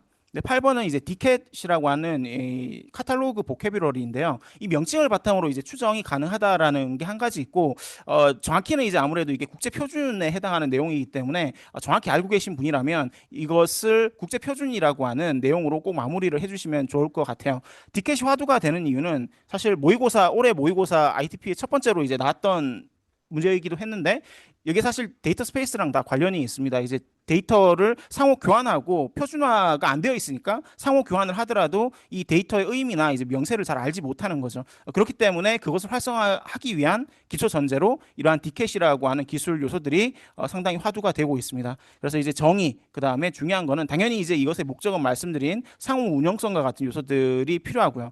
그리고 중요한 거는 이 디켓은 정해진 국제 표준이기 때문에 문서가 따로 있고 거기에 반드시 핵심적으로 포함되는 내용들이 키워드로 언급이 돼야 합니다. 네, 그래서 여기 나와 있는 키워드들이 분명히 드러나야 이제 6점 이상에 해당하는 점수를 받는다고 생각해 주시면 될 것 같습니다. 네, 그리고 이제 마지막에는 이제 디켓의 역할인데요. 네, 3단락은 이제 아시다시피 어떤 뎁스 있는 팩트 기반의 내용이나 아니면 이것을 어떤 식으로 적용할지에 대한 내용, 그리고 데이터 스페이스와 연계되어서 데이터를 유통하고 거래하는 데 있어서 표준화하는 기술로서 활용될 수 있다와 같은 어떤 논리적 전개를 포함해 보시면 좋을 것 같습니다. 네, 그 다음에 3교시 3번 문제로 바로 넘어가겠습니다. 네, 그 데이터 스페이스고요. 알고 계신 분들은 이제 최근에도 1교시 모의고사 문제로 나왔던 문제였죠. 네, 그래서 2교시형으로 문제를 출제했고 이 내용의 바탕은 NIA에서 이런 한국지능정보사회진흥원입니다. NIA, 니아라고 불리는 곳에서 이 데이터 스페이스를 구축을 하려고 하는데 사실 이게 엉뚱하게 갑자기 나온 개념은 아니에요. 원래 이 내용 읽어보시면 어떤 내용이냐 하면 지금 우리나라의 데이터가 거래되지 않고 교환 활용되는 데 있어서 제약사항이 있는데 그것을 해결하기 위한 방안을 찾다 보니까 상당히 해외 사례를 봤을 때 이제 유럽연합이 상당히 활발하게 이런 개념 체계가 잘 잡혀 있는 편입니다. 그래서 우리나라가 K 데이터 스페이스를 만드는데 유럽의 그 모델을 많이 참조하고 있어요. 그래서 유럽연합 가이아엑스가 대표적으로 이러한 데이터 스페이스의 사례라고 보시면 될 것 같습니다. 현재 유럽연합의 가이아엑스는 이제 데이터 스페이스가 산업 분야별로 다양하게 구성이 되어 있는데 자동차 산업이 이제 가장 활발히 데이터 거래를 하고 있다고 해요. 거기가 이제 아무래도 유럽이 독일이나 프랑스가 차로 이제 유명하잖아요. 이제 그래서 이제 그런 차량 데이터뿐만 아니라 에너지와 관련된 데이터들이 많이 거래가 되고 있는 데이터 스페이스인데 이제 우리나라에서는 K 데이터 스페이스와 관련해서는 이 데이터 주권 확보와 이제 보안성 향상 그리고 연합형 분산 데이터 플랫폼이라고 하는 요소가 반드시 드러나면 좋겠습니다. 물론 그 답안지 이제 나중에 받으실 텐데요. 이것과 비슷한 맥락의 내용들이 포함되어 있으면 네, 개념 부분은 큰 문제가 네, 없이 작성을 해 주셨어요. 근데 이제 중요한 거는 뭐 필요성은 아마 작성하시는 방법에 대해서는 잘 알고 계실 겁니다. 어느 정도의 키워드, 그러니까 상호 운영성, 버티컬 AI나 이제 제조 AX와 같은 그리고 보안을 달성하기 위한 다양한 기술 요소들 이런 내용들이 필요성으로서 충분히 언급되면 좋겠습니다. 그다음에 참조 모델은요. 오늘 답안 이제 모음 답안으로 한 2분 정도를 선정을 했는데요. 근데 오늘 시험 보신 분들이 한 60분 정도 되시거든요. 그래서 한 2분 정도 이제 모음 답안을 선정이 되었고 그 요거 같은 경우에는요. 저는 어떻게 판단했냐면 일단 뭐 항상 이제 모의고사 여기 보실 때마다 말씀드리지만 15점 이상은 당연히 이제 충족을 하는 건데 이제 그 채점자 이제 높이를 수점하는 건데 14점 때는 약간 NIA에서 나오는 가이드 혹은 그걸 모르더라도 데이터에 대한 이제 일반적인 내용들과 그 보안을 고려한다라는 그 키워드들 예를 들어서 NFT나 블록체인 그리고 DID와 같은 이제 그런 요소들이 같이 포함되어 있으면 되는데 중요한 거는 이제 너무 데이터 쪽으로만 집중한다던가 한쪽 관점만 들어가 있으면 그것이 이제 14점대 아래의 점수를 받은 이유라고 생각을 해주시면 될 것 같습니다. 제가 보려고 했던 키워드들은 이런 키워드들입니다. 네. 네. 그래서 이제 거버넌스 참조 모델은 네, 여기 있는 내용들 쭉 작성을 해주시면 되고요. 마지막으로 이제 활성화 전략은 네, 사실 다양하게 작성을 할 수가 있겠죠. 근데 이 고려 사항이나 이제 전략에서 중요한 거는 키워드가 반드시 이 활성화 전략에 충분히 드러나도록 근데 그것이 키워드에 나열이 되지 않도록 작성하는 게 매우 중요하다. 네, 요거 말씀드리겠습니다. 네. 그리고 마지막으로 이제 데이터 상품 거래와 관련된 사례를 사달라고 해 보았는데요. 실제 이제 가이아엑스 이제 유럽 연합에서 데이터 거래 상품 거래할 때 사용하는 일종의 이제 UML 다이어그램이라고 봐주시면 될 것 같습니다. 네, 제 해설은 여기까지입니다.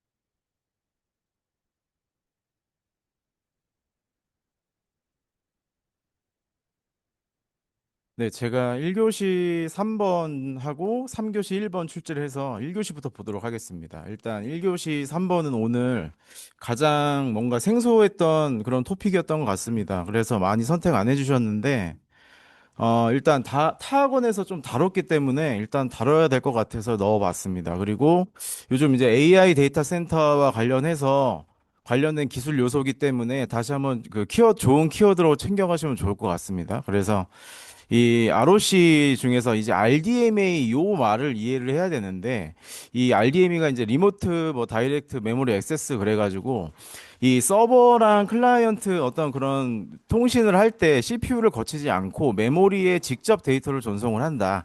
이거를 구성하기 위해서 이더넷 안에다가 이제 올린 거다라고 보시면 되겠습니다. 그래서 이제 그 AI 데이터 센터의 특징 중에 하나가 굉장히 그 대용량 데이터가 한 번에 GPU에 많이 올라오잖아요. 그리고 그렇게 대용량 데이터를 저장하고 있는 스토리지에서 GPU로 올려지는 그런 과정에서 이 이더넷이나 또는 별도의 인피니트 밴드와 같은 고용량 또는 고대역 폭의 그 네트워크 기술이 필요한데 이 ROC 같은 경우의 특징이 뭐냐면 이 이더넷 환경에서 기존의 어떤 그런 망이나 전용 스위치가 불필요한 상황에서 이거 구성할 수 있다는 게 큰 장점이거든요. 그래서 이제 두 가지 AIDC의 네트워크를 보시면은 이 인피니트 밴드라는 키워드가 하나 있을 것이고, 그다음에 요즘에 MV 링크라는 게 이제 나왔을 겁니다. MV 링크. 그리고 이제 ROC라는 이 기술을 활용을 해서 이더넷 환경에서도 고용량, 초고속 데이터를 실현할 수 있는 그런 네트워크 프로토콜이다. 이렇게 보시면 되겠습니다. 그래서 CPU, 원래는 이 CPU하고 이 스토리지나 어떤 서버 클라이드 환경에서 전송을 할 때 이 내가 전송하고자 하는 데이터의 원천을 딱 빨아서 그다음에 이제 뭐 이 OS나 올려서 CPU로 보내서 그다음에 다시 또 CPU에 받아서 OS에 넘겨서 원래 원천의 어떤 그 내가 연산하고자 하는 곳에다 올리잖아요. 이런 과정이 이제 생략이 됐다라고 보시면 됩니다. 그래서 이 굉장히 이 TCP/IP 환경에서 보시면은 신뢰 기반이다 보니까 만약에 전송의 중간에 누락되거나 그러면은 재전송도 요구를 하고 뭐 그런 것들이 필요하잖아요. 그런데 이 지금 이 리모트 다이렉트 메모리 액세스 요거 같은 경우에는 그런 재전송 과정이 없기 때문에 이런 키워드들이 중요합니다. PCF나 ECN. 그러니까 중간에 어떤 흐름 제어나 혼잡에 대한 인지를 하고 그다음에 멈출지 아니면 다시 보낼지 이 과정들이 정확히 있어야 그다음에 이 서버와 이 수신과 송신 사이에서 얼만큼 데이터가 제대로 전송이 되었는가 그거를 체크하는 메커니즘이기 때문에 요 키워드 두 가지는 꼭 가져가시기 바랍니다. PCF와 ECN. 그래서 중간에 뭔가 혼잡하다거나 아니면 잠깐 정지를 해야 된다라거나 했을 때 요런 메커니즘이 필요하다. 그리고 루즐리스 이더넷이다. 결국은 이 실내 환경에서는 다시 재전송을 요구하고 그 다음에 다시 받아서 또 처리하면 되는 것인데 이렇게 중간에 이 CPU를 이 바이패스하는 거잖아요. 이런 과정이 없다 보니까 결국은 이 드롭을 허용하진 않는다. 예, 그런 의미로 받아들이시면 되겠습니다. 그러니까 이런 기존의 어떤 메커니즘들이 빠졌기 때문에 안전한 전송을 위해서 드롭을 허용하지 않고 그 과정에서 언제 멈출지 다시 시작할지 그런 메커니즘이 필요하다라고 보시면 되겠고 RDM이라는 것이 정확하게 들어가겠죠. 그래서 메모리 간의 직접적인 거다. 그리고 이런 네트워크 인터페이스 카드가 별도로 필요하다. 이렇게 보시면 되겠고 V1과 V2의 차이는 동일 브로드캐스트 도메인 아니냐 아니면 다른 서브넷까지 지원하느냐까지 봐주시면 되겠습니다. 자, 그래서 AIDC의 네트워크 환경에서 인피니트 밴드 먼저 그렇죠? 인피니트 밴드 그리고 NV링크 네. 다시 한번 꼭 챙겨가시고 네, ROC, RDMA 이런 것들이 다 키워드니까 같이 챙겨가셔주시면 좋겠습니다. 네. 자, 그리고 3교시의 1번. 네, 3교시의 1번은 오늘 또 가장 많이 선택을 해주셨는데, 요 문제를 딱 바라볼 때, 일단 첫 번째 말씀드리고 싶은 점은, 일단 내가 쉬우면은 남도 쉽다. 누구나 다 달려들 거다. 이제 이런 거죠. 그죠? 그러면 여기에서 문제를 출제자가 뭘 물어봤는지를 좀 한번 보세요. 배경과 필요성 첫 번째고, 아키텍처와 고려사항을 물어봤어요. 그죠? 그럼 목차만 봐도 이 사람이 지금 공격형으로 썼는지 방어형으로 썼는지 그냥 대충 썼는지 알 수 있거든요. 자, 저라면 누구나 달려들 거다, 이거. 누구나 다 지금 SLM 다 알고 있고 어느 정도 썰풀 수 있고 들었습니다. 그러니까 요거 딱 목차만 보더라도 4단락을 내가 써서 공격형으로 갈지 아니면은 4단락을 내가 여기 목차 물어본 걸 마지막에다 넣어가지고 방어형으로 할지는 요거 선택이긴 하지만 요거 한번 좀 고민을 할 포인트입니다. 그래서 제가 봤을 때 일단 방어형으로 간다라고 했을 때 1번 개념 그리고 2번 배경과 필요성 그리고 3번이 아키텍처 4번이 고려사항 이렇게 갈 것 같아요. 그러면은 대충 방어는 되겠죠. 그렇죠? 그런데 누구나 안다라는 거예요. 그러면 저는 4단락이 필요하다라고 생각을 할 거고 고득점 포인트로 가려고 한다면 1, 2, 3을 좀 다르게 가져가고 개념과 그 필요성 요거 있잖아요. 요거를 여기다 넣고 그 다음에 2단락을 아키텍처로 놓고 그리고 3단락을 넣고 4단락은 나만의 어떤 그런 추가적인 전략을 넣을 것 같습니다. 그래서 요런 목차 구성하는 걸 다시 한번 생각해 주시고 오늘 뭔가 4단락이 없이 이 두 가지를 묶었거나 뭔가 약간 그리고 이제 아키텍처 부분에서 봤을 때 그림이 무조건 있어야 되거든요. 아키텍처를 말로 설명하기가 너무 힘듭니다. 그냥 눈으로 보여주면 되는 건데 이거가 없으신 분들은 없이 그냥 이 두 개를 묶었다 하시는 분들은 그냥 일반적인 뭔가 인사이트가 없는 답안으로 보여져서 많이 감점을 시켰습니다. 그래서 그런 부분 좀 확인을 해주시면 좋을 것 같고요. 자, 그래서 이제 목차가 이렇게 나오겠죠. 1단락의 정의와 여기 보시면은 이제 필요성. 정의는 아실 거예요. 뭐 소규모 파라미터를 활용을 해서 이 특정 환경에서 또는 어떤 그 특정 범위에 동작하도록 설계된 언어 모델이다. 소규모 언어 모델이다. 네, 보시면 될 것 같고 그다음에 필요성 배경 마찬가지 얘기인데 눈에 좀 보여야 될 거는 뭐냐면 일단 보안성이에요, 보안성. 공공 국방 얘기를 했잖아요. 그렇죠? 공공이나 국방이나 해서 우리가 지켜야 될 그런 것들이 있는데 일반적인 범용 모델을 쓰다 보면 이게 바깥으로 나간다. 그러니까 이제 보안성을 위해서 우리가 지켜놓고 그 랭귀지 모델을 튜닝해서 써야겠다라는 게 첫 번째 보안성이고, 두 번째는 이제 경제성입니다. 경제성. 범용 모델 쓰다 보니까 토큰에 대한 감당이 안 되고 돈도 많이 들더라. 그래서 우리가 만들어서 쓰겠다. 내부에 구축하고 모델을 만들어 두겠다라는 거고. 그다음에 세 번째는 버티컬 AI입니다. 버티컬 AI. 결국은 우리가 범용 모델은 답변이 일반적이다 보니까 우리가 원하는 답변을 들을 수가 없다. 도메인에 특화된 모델을 만들어 놔야겠다. 그리고 마지막은 설명력입니다. 설명력. 설명력은 뭐냐면 마지막에 그런 거죠. 우리가 학습시켜 놓은 튜닝한 데이터를 뭘로 튜닝했는지를 알고 있으면 이건 정확히 우리가 얘가 왜 이렇게 답변을 했는지를 알 수 있다. 이제 그런 겁니다. 그래서 검증 가능한 뭐 XAI 이런 것도 관련이 있을 것 같아요. 그래서 이 네 가지 키워드들이 좀 눈에 잘 보였으면 좋겠고요. 아키텍처, 눈에 보여야 됩니다. 이런 식으로. 그래서 이제 레이어를 잘 나누시고 어떻게 이제 어떤 쪽에 집중을 할 거냐라고 보셨는데 오늘 많은 그림이 뭐였냐면 마치 레그처럼 SLM이 가운데 있고 얘를 뭐 지리를 남겨서 우리가 문서에다가 뭐 이 레그처럼 이렇게 답변을 한다. 요거는 사용 관점이죠. 사용. 지금 여기 물어본 게 구축입니다. 구축. 이게 처음에 구축을 어떻게 할지 약간 함정이었습니다. 함정. 그래서 오늘 그림을 마치 프로세스나 사용 관점으로 쓰신 분들은 조금 그림을 좀 보셔라. 그리고 이제 아키텍처는 아래서부터 이렇게 쭉 아래서부터 위로 보시면은 이 데이터가 굉장히 중요하죠. SNM에서 다른 데이터보다도 이런 원천 데이터 셋이 굉장히 중요합니다. 파인 튜닝을 위해서 이제 자기가 갖고 있는 도메인의 지식을 튜닝을 해야 되잖아요. 그런 거에 대해서 수집하고 관리하고 하는 그런 체계가 하나 있을 것이다. 그리고 두 번째는 범용 모델을 튜닝을 해야 되니까 어떤 모델을 할지, 그러니까 파운데이션 모델이 있어야 되겠죠. 그리고 그런 튜닝을 하는 과정에서 뭐 페프트나 로라나 양자와 이런 기술들을 할 수 있는 레이어가 하나 더 있어야 될 것 같고요.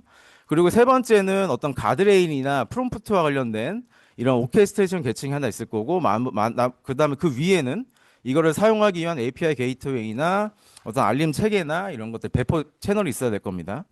그리고 마지막은 뭐 모니터링, 감사, 평가 이런 것들이 있을 것이다. 이렇게 5가지 계층 꼭 알아가시면 좋을 것 같고 밑에는 같은 내용입니다. 자, 그래서 오늘 그림이 조금 어설프신 분들은 다시 한번 이 그림을 보시고 내가 아키텍처라는 것이 나올 때 어떻게 그림을 전략적으로 그릴지 이걸 다시 한번 좀 고민을 해주시면 좋을 것 같아요. 자, 그리고 고려사항은 여러 가지가 있는데 첫 번째는 아까 제가 말씀드렸던 보안이잖아요. 결국은 이 망분리나 폐쇄 내부적으로 할지 그리고 어떻게 접근 통제를 할지 그 안에서 감사 로그 추적성을 관련해 가지고 그냥 모델만 만들어 놓고 할 게 아니라 이런 것들이 유기적으로 결합이 돼야 된다라고 한 꼭지가 보였으면 좋겠고요. 보안 관점에서. 자, 그리고 두 번째는 데이터 다시 한번 강조드리지만 이 지식 관리 체계가 잘 돼야 됩니다. 이 SLM 이게 결국은 우리가 갖고 있는 도메인 지식을 한번 파인 튜닝 하는 거잖아요. 이거에 대한 품질 관리, 메타 관리, 그 다음에 관련해 가지고 어디에 저장시켜 놓을지 이런 것들이 이제 종합적으로 필요하다. 그 다음에 언어 모델도 어떻게 선정할지, 어떤 모델을 선정할지, 한국어에 특화된 걸 할지, 그 다음에 튜닝하는 관점에 있어 가지고 얼마나 성능 최적화된 방법으로 할지, 뭐 페프트, 로라, 그다음에 양자와 캐시 이런 것들이 다 이제 성능 관점을 어떻게 또 경제성 있게 할지 이런 것들이 이제 맞물려 지면은 좋을 것 같고요. 그 이후에 이제 운영 관점에서 얼마나 SLM이 환각이 있으니까 환각 관련해서 어떻게 방지할지 출처 이런 것들 잘 정리해 놓으시면 되고, 그리고 마지막 중요한 게 이제 가드레일입니다. 가드레일. 어떤 그 언어 모델도 조금 이 답변을 살짝 이제 비껴나가게 하면은 뭐 이상한 답변을 한다거나 권한 이상의 답변을 하게 되잖아요. 이런 것들까지 생각하기 좀 좋겠다. 그리고 이제 마지막으로는 평가 체계입니다. 평가 체계.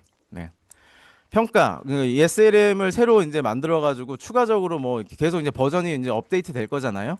기존 대비 얼마나 성능이 좋아지는가, 정답은 얼마나 말을 하는가, 환각은 얼마나 없어졌는가 이런 것들을 가지고서 잘 만들어주면 좋겠고, 마지막에 거버넌스와 관련된 얘기들, 데이터에 대한 오너, 그리고 보안과 관련된 오너, 책임 주체가 명확하게 돼야 된다. 이런 얘기들 좋은 얘기인 것 같습니다. 그리고 마지막 4단락, 더 안전하게 하려면 뭐가 필요하냐? 여기 좋은 키워드 있어 한번 읽어보시면 좋을 것 같고요. 자, 그래서 일단 이 문제 같은 경우에는 사단락이 없으면 일단 네, 너도 나도 다 달라붙는 문제이기 때문에 사단락 구성을 하기 위한 전략적인 설계를 위해서 1단락, 2단락, 3단락에 물어본 것들을 쓰고 그다음에 4단락에 나만의 인사이트를 적어 주시는 것이 어떻게 보면 가장 방어 내지는 고득점 전략이지 않을까 싶었습니다. 네. 자, 그래서 여기 보시면은 다시 한번 오늘 목차 조금 빗나가신 분들 다시 한번 좀 보셨으면 좋겠고 그다음에 이 아키텍처라는 거가 나왔을 때 나는 어떻게 지금 그림을 그리고 있는가 그리고 가장 좋은 거는 이 계층이 있잖아요. 각 계층의 키워드들이 각각 보이고 그리고 이 계층에 대해서 구분이 그대로 나와주면서 키워드가 동일하게 보여주면 여기는 사실 쳐다보지도 않는데 이 그림으로 끝낼 수 있는 이 문제입니다. 이것도. 그렇기 때문에 다시 한번 그림을 어떻게 그리고 이 가의 그림과 나의 구분을 그리고 키워드까지 잘 어떻게 연계를 할지 다시 한번 고민을 해주시면은 좋을 것 같습니다. 네.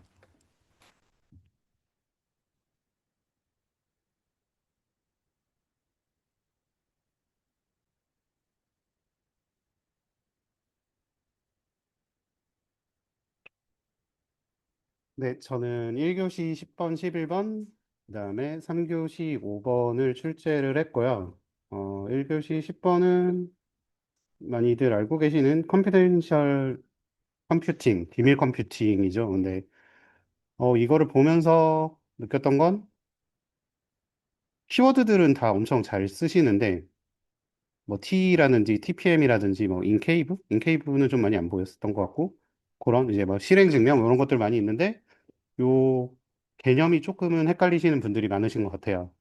데이터를 봤을 때 데이터가 저장되어 있는 상태, 이제 REST라고 했을 때 데이터의 이 REST는 암호화 방식을 통해서 보호를 하고 있고 데이터를 A에서 B로 넘길 때 이제 TLS 같은 암호화 통신을 통해서 외부에서 이것을 볼 수 없게끔 하고 있는데 그러면은 이 데이터가 연산 과정에서는 왜냐면 암호화된 상태로 연산을 할 수 없으니까요. 물론 동형암호화 같은 거를 통해서 할 수 있지만 일반적으로는 복호화를 해서 이거를 연산을 해야 되는데 이 상태도 안전하지 않으니 이때도 보호를 하겠다라는 게 컴퓨테이셔널 컴퓨팅이고 결국은 하드웨어 중심으로 해서 연산 과정에 있는 데이터인 유즈에 있는 정보를 보호하기 위한 기술입니다. 그래서 여기에 초점이 좀 맞춰져야 되고요. 그래서 그 개념이 틀리신 분들은 조금 점수를 깎고 혹은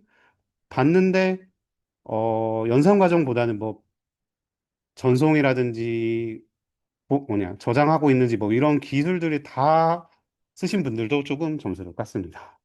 그래서 명확하게 이게 뭐를 보호하기 위한 것인지 그런 내용들을 좀 적어주시면 좋을 것 같아요. 아시다시피 이게 가트너에서도 이번에 2026에 나온 기술이기 때문에 한번 챙겨주시면 좋을 것 같습니다. 그 다음에 두 번째 GPU as a 서비스. 이걸 내면서 모든 사람이 풀 거라고 생각은 했지만 사실 접근하기 쉬운데 고득점 받기는 어려운 토픽이에요. 왜냐면 자칫 잘못하면 그냥 GPU처럼 보일 수도 있고 아니면 그냥 사스처럼 보일 수도 있고요. 그래서 이런 게 무슨 뭐 X as a 서비스가 사실은 기본 점수 이상은 받을 수는 있지만 그렇다고 고득점을 받기는 쉬운 토픽은 아닙니다. 그래서 많이들 아시다시피 이제 GPU 리소스를 온프라미스가 아닌 클라우드 자원을 이용해서 이제 페이퍼 유즈 혹은 온디맨드로 사용하는 서비스를 얘기를 하는 거고요. 결국은 이렇게 해서 사용을 하고 사양을 결정하고 이제 클러스터링으로 해서 GPU들을 여러 개 묶어서 한 번에 사용을 하고 동적으로 할당을 하고 사용을 하고 그다음 반납을 하고 여기에 이제 이런 과금 혹은 이제 빌링 과정까지 적어주시면 좋을 것 같습니다. 근데 보면은 아까 말씀드렸던 것처럼 어떤 분은 완전히 GPU에 치우쳐져서 적으신 분들도 있고 어떤 분은 아예 클라우드처럼 적으신 분들도 있어서 이거를 적절하게 섞는 게 중요할 것 같습니다. 그리고 3교시로 넘어가겠습니다. 방금 설명해주신 GPU에서 서비스는 아까 말씀 구조랑 클라우드를 어떻게 섞을 수 있어요? 그 설명을 좀 해주세요. 여기, 그러니까 그 기본 골자는 사스라고 생각이 돼요.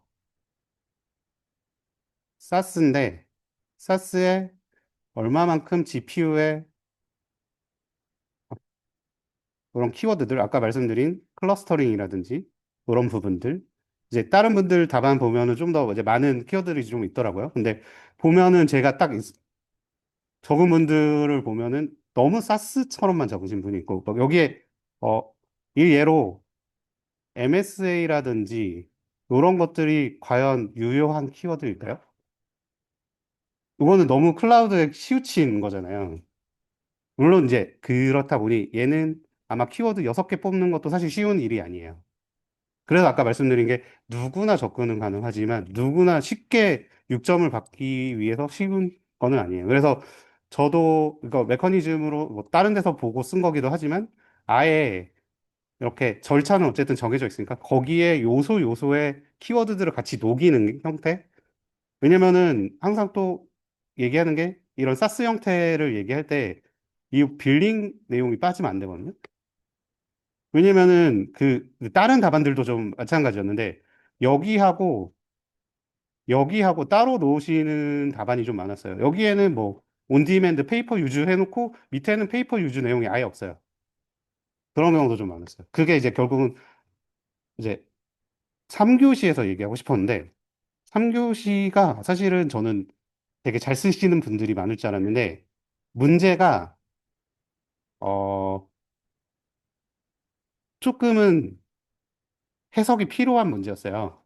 근데 그거를 해석을 안 하고 풀다 보니 앞 위에 하고 밑에 하고 내용이 다른 답안지가 거의 대부분이었어요. 보면은 데이터 품질 인증의 대상과 등급, 인증의 절차, 관리 체계 인증의 심사 항목, 대상 항목을 물어봤어요. 그래서 대부분의 사람들은 일단락에 뭐를 쓰냐면 데이터 품질 인증, DQ의 개념을 써요. 그러고 개념을 뭐라고 쓰냐면 원래 이런 데이터 이제 품질 인증할 때 원래는 저는 이제 제가 공부할 때는 갑구관이라고 였어요. 근데 이거를 합쳐서 갑구를 내용 인증이라고 바꿨고 얘는 관리 체계 인증이라고 해서 DQ의 개념을 데이터의 내용과 관리 체계 관리 체계에 대해서 인증하는 제도라고 적어 놓고 밑에 품질 인증의 대상과 등급은 데이터 내용에 대해서만 적어. 무슨 말인지 이해되세요? 이 품질 인증은 내용하고 관리 체계를 합친 인증이에요. 근데 이제 품질이라는 말에 이제 꽂혀 있다 보니까 밑에 가면서 갑자기 관리 체계를 버려요. 밑에 또 관리 체계를 물어보니까. 그래서 인증 대상에 보면은 다 데이터 내용만 있고 등급도 A에서 C만 적습니다. 근데 이거를 지우고 봤다면 대부분 잘 적으셨을 거예요. 그러면 아마 다 아시겠지만 등급의 A에서 C까지에다가 레벨 2에서 5까지도 들어가야 되지 않을까요? 근데 이것까지 안 들어가신 분들이 사실은 거의 대부분이었어요. 그러니까 아까 말씀드린 것처럼 위에하고 밑에하고 결국은 좀 맞아야 되는데 요걸 단편적으로 생각하면서 쓰시다 보니 여기는 맞게 적었는데 여기가 다르고 여기는 또 맞게 적었는데 위에가 다르고 이런 답안들이 오늘 꽤 많았습니다. 보면 아까 말씀드린 것처럼 데이터 품질 인증은 20조 기반으로 구조와 내용, 관리 체계에 대해서 인증하는 제도고 내용 인증과 관리 체계 인증으로 이루어져 있습니다. 그리고 등급은 A에서 C, E에서 5단계로 이루어져 있고 절차는 그냥 한번 읽어보시면 될 것 같아요. 그리고 인증 심사 대상은 실행 프로세스, 지원 프로세스, 지원 제공 프로세스, 그 다음에 항목은 명확하게 이렇게 나와 있습니다. 그러다 보니 이게 스스로 가시다가 길을 잃는 게 여기서 막 그렇게 가다가 관리체계 인증으로 갔는데 인증 심사 대상이 뭐지? 하다가 여기 심사 항목에 데이터 내용에 대한 유효성이나 이런 내용들이 엄청 많이 들어가요. 그래서 자기가 잘 알고 있는 것, 어차피 DQ 인증에 대해서는 대부분 공부를 많이 하신 것 같고, 그 부분에 대해서 공부를 많이 하셨지만 문제에서 어떤 걸 묻고 있는지, 내가 아는 게 정확히 뭔지, 어떤 거에 일치하는지를 한번 보셔야 될 것 같습니다.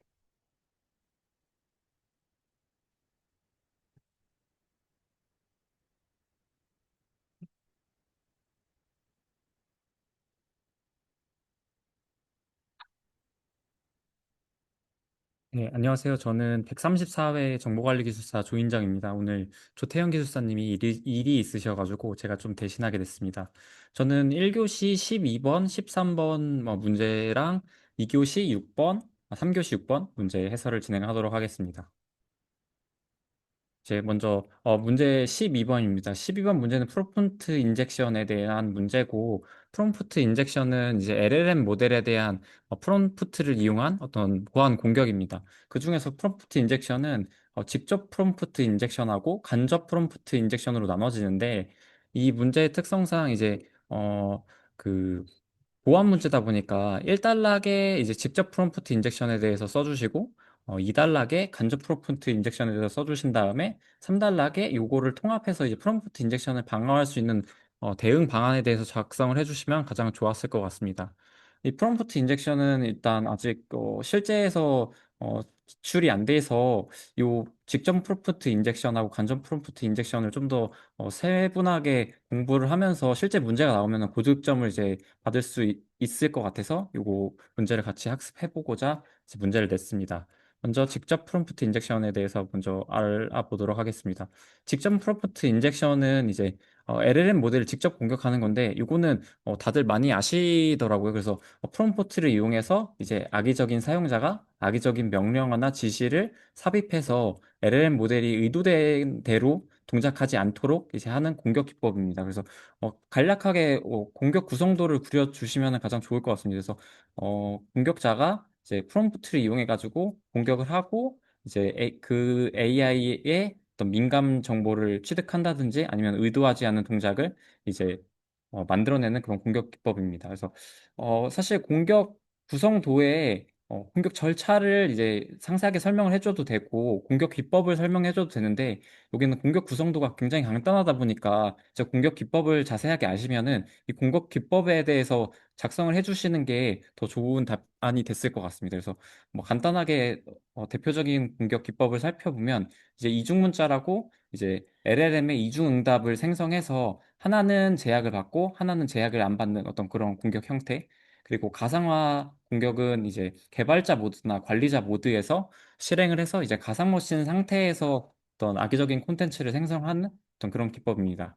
그 외에 공격 기법은 한번 잘 읽어보시면 될 것 같고, 두 번째로 간접 프롬프트 인젝션에 대해서 살펴보도록 하겠습니다. 이 간접 프롬프트 인젝션을 이제 조금 개념을 좀 다르게 해서 작성하시는 경우가 많더라고요. 근데 간접 프롬프트 인젝션은 이제 LLM 데이터 소스를 공격하는 공격 방식입니다. 그러니까 실제로 공격 프롬프트를 생성하긴 하지만 처음에 이제 악의적인 공격 페이로드를 데이터 소스에다가 먼저 저장하고, 그 AI가 이런 데이터를 학습하거나 그 공격 프롬프트로 인해서 참조할 때그 악성 명령이 실행되도록 이제 유도하는 공격 기법입니다.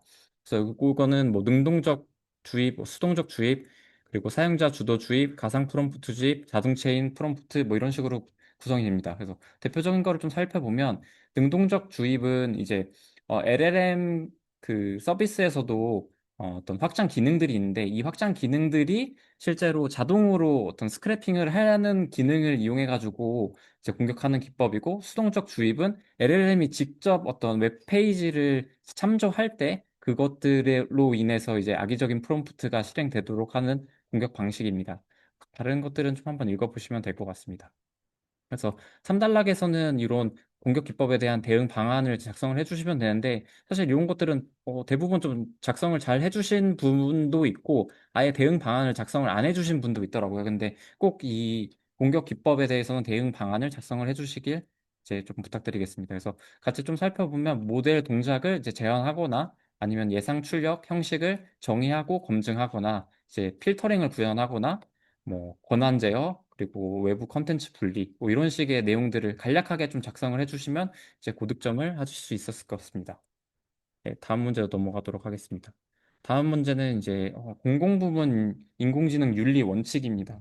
사실 AI 윤리 원칙이 이제 각각 지자체나 행정기관별로 굉장히 많이 윤리 원칙을 이제 배포를 하고 있는데 해당 문제에서는 행안부에서 이제 배포한 이제 공공부문에 한정된 AI 윤리 원칙입니다. 그래서 25년 11월에 이제 발표를 진행을 했고 같이 좀 살펴보면 이제 공공부문에서 인공지능을 기획하거나 도입하거나 운영, 활용할 때 이제 준수해야 할 어떤 행동 원칙입니다. 그래서 이 6대 윤리 원칙을 정립하고 이제 이것들을 준수하는지 체크를 하기 위해서 체크리스트 기반으로 이제 점검을 좀 진행하도록 되어 있고 이제 공공성, 형평성, 책임성 이런 윤리 원칙에 대해서 이제 정의를 했습니다. 그리고 이거는 진짜 공무원들이 이제 중앙 그리고 공공기관에서 실제 실무에서 사용을 할 수 있도록 이제 지침 형태로 제공을 했습니다. 그래서 각각의 6대 핵심 원칙을 좀 살펴보면 카테고리가 세 가지로 나눠져 있는데 국민, 행정, 이제 기술 요 카테고리 나눠져 있고 각각의 카테고리별로 이제 두 가지의 핵심 원칙들이 구성되어 있습니다. 이게 보니까 저 채점을 하다 보니까 이 국민 행정 기술만 사실 작성을 해줬어도 아, 이 사람이 이 내용을 봤구나라는 거를 이제 인식을 하게 되더라고요. 그래서 이런 키워드를 꼭 작성을 해주시고 여기 같은 원칙도 사실 거의 대부분 비슷하잖아요. 근데 이 AI 윤리 원칙을 이제 행정기관별로 좀 정리를 하셔가지고 좀 정확하게 작성을 해주시는 게 좋을 것 같습니다. 그리고 이제 모범 답안을 보면은 요 표를 아예 똑같이 그리신 분들도 있더라고요. 근데 이게 복잡한 표가 아니다 보니까 요 내용에 대해서 다 이제 작성을 충실하게 해주시고 사실 윤리 원칙은 뭐 이게 내용이 엄청 복잡한 내용은 아니잖아요. 그러니까 사실 이 표에서 작성이 잘 됐으면 사실 이 내용은 이제 보지 않고도 제가 점수를 획득할 수 있습니다. 그래서 저 위에 표를 한번 잘 보시고 이제 이 내용은 위에 맞춰서 작성을 해주시면 좋을 것 같습니다. 또 3단락에서는 이제 국외 공공부문 AI 관련 동향에 대해서 이제 작성을 했는데 이건 한번 참고해서 보시면 될 것 같고 이게 지금 저희가 기술에 대해서 공부를 하는 자격증이다 보니까 뭐 위에 핵심 원칙을 이제 준수할 수 있는 어떤 기술들에 대해서 간략하게 작성을 해줘도 되지 않을까 좀 이런 생각을 하긴 했습니다. 네, 다음으로 이제 2교시로 넘어가도록 하겠습니다.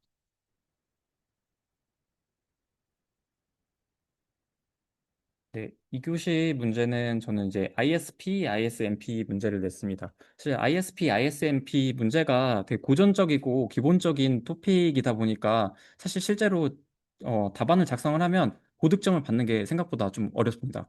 그리고 이제 이것들은 이제 많은 분들이 푸시다 보니까 고득점을 좀 받기가 어려운데, 네, 합격권에 계신 분들은 이 ISP하고 ISMP를 정확하게 잘 적어주시면 사실 이제 채점하는 사람이 아, 이 사람은 합격할 준비가 되어 있다라고 좀 생각하는 경우가 많으니까 요거는 좀 꼭 한번 원문을 보시고 조금 계속 그 판이 업그레이드 되는 내용에 대해서 좀 계속 지속적으로 파악을 하시는 게 좀 좋을 것 같습니다.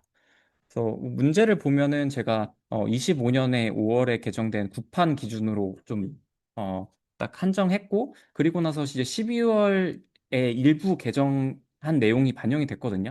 근데 지금 답안을 좀 작성한 걸 보니까 대부분 이제 5월에 배포된 구판 기준으로 구판인데 5월에 작성한 내용 기준으로 좀 작성을 많이 해주셨더라고요. 근데 여기 12월에 일부 개정된 내용이 있으니까 한번 같이 보도록 하겠습니다. 그래서 문제를 보시면 제가 ISP 개념, IS 뭐 구판 변경 내역에 대해서 물어봤고 이 구판 변경 내역의 주요 내용이 보면은 수립 제외 가능 유형의 변경이 있었고 검토 주요 내용의 변경이 있었습니다. 그리고 이게 이제 신규 제도로 추가되면서 그 내용에 대해서 물어본 이제 문제입니다.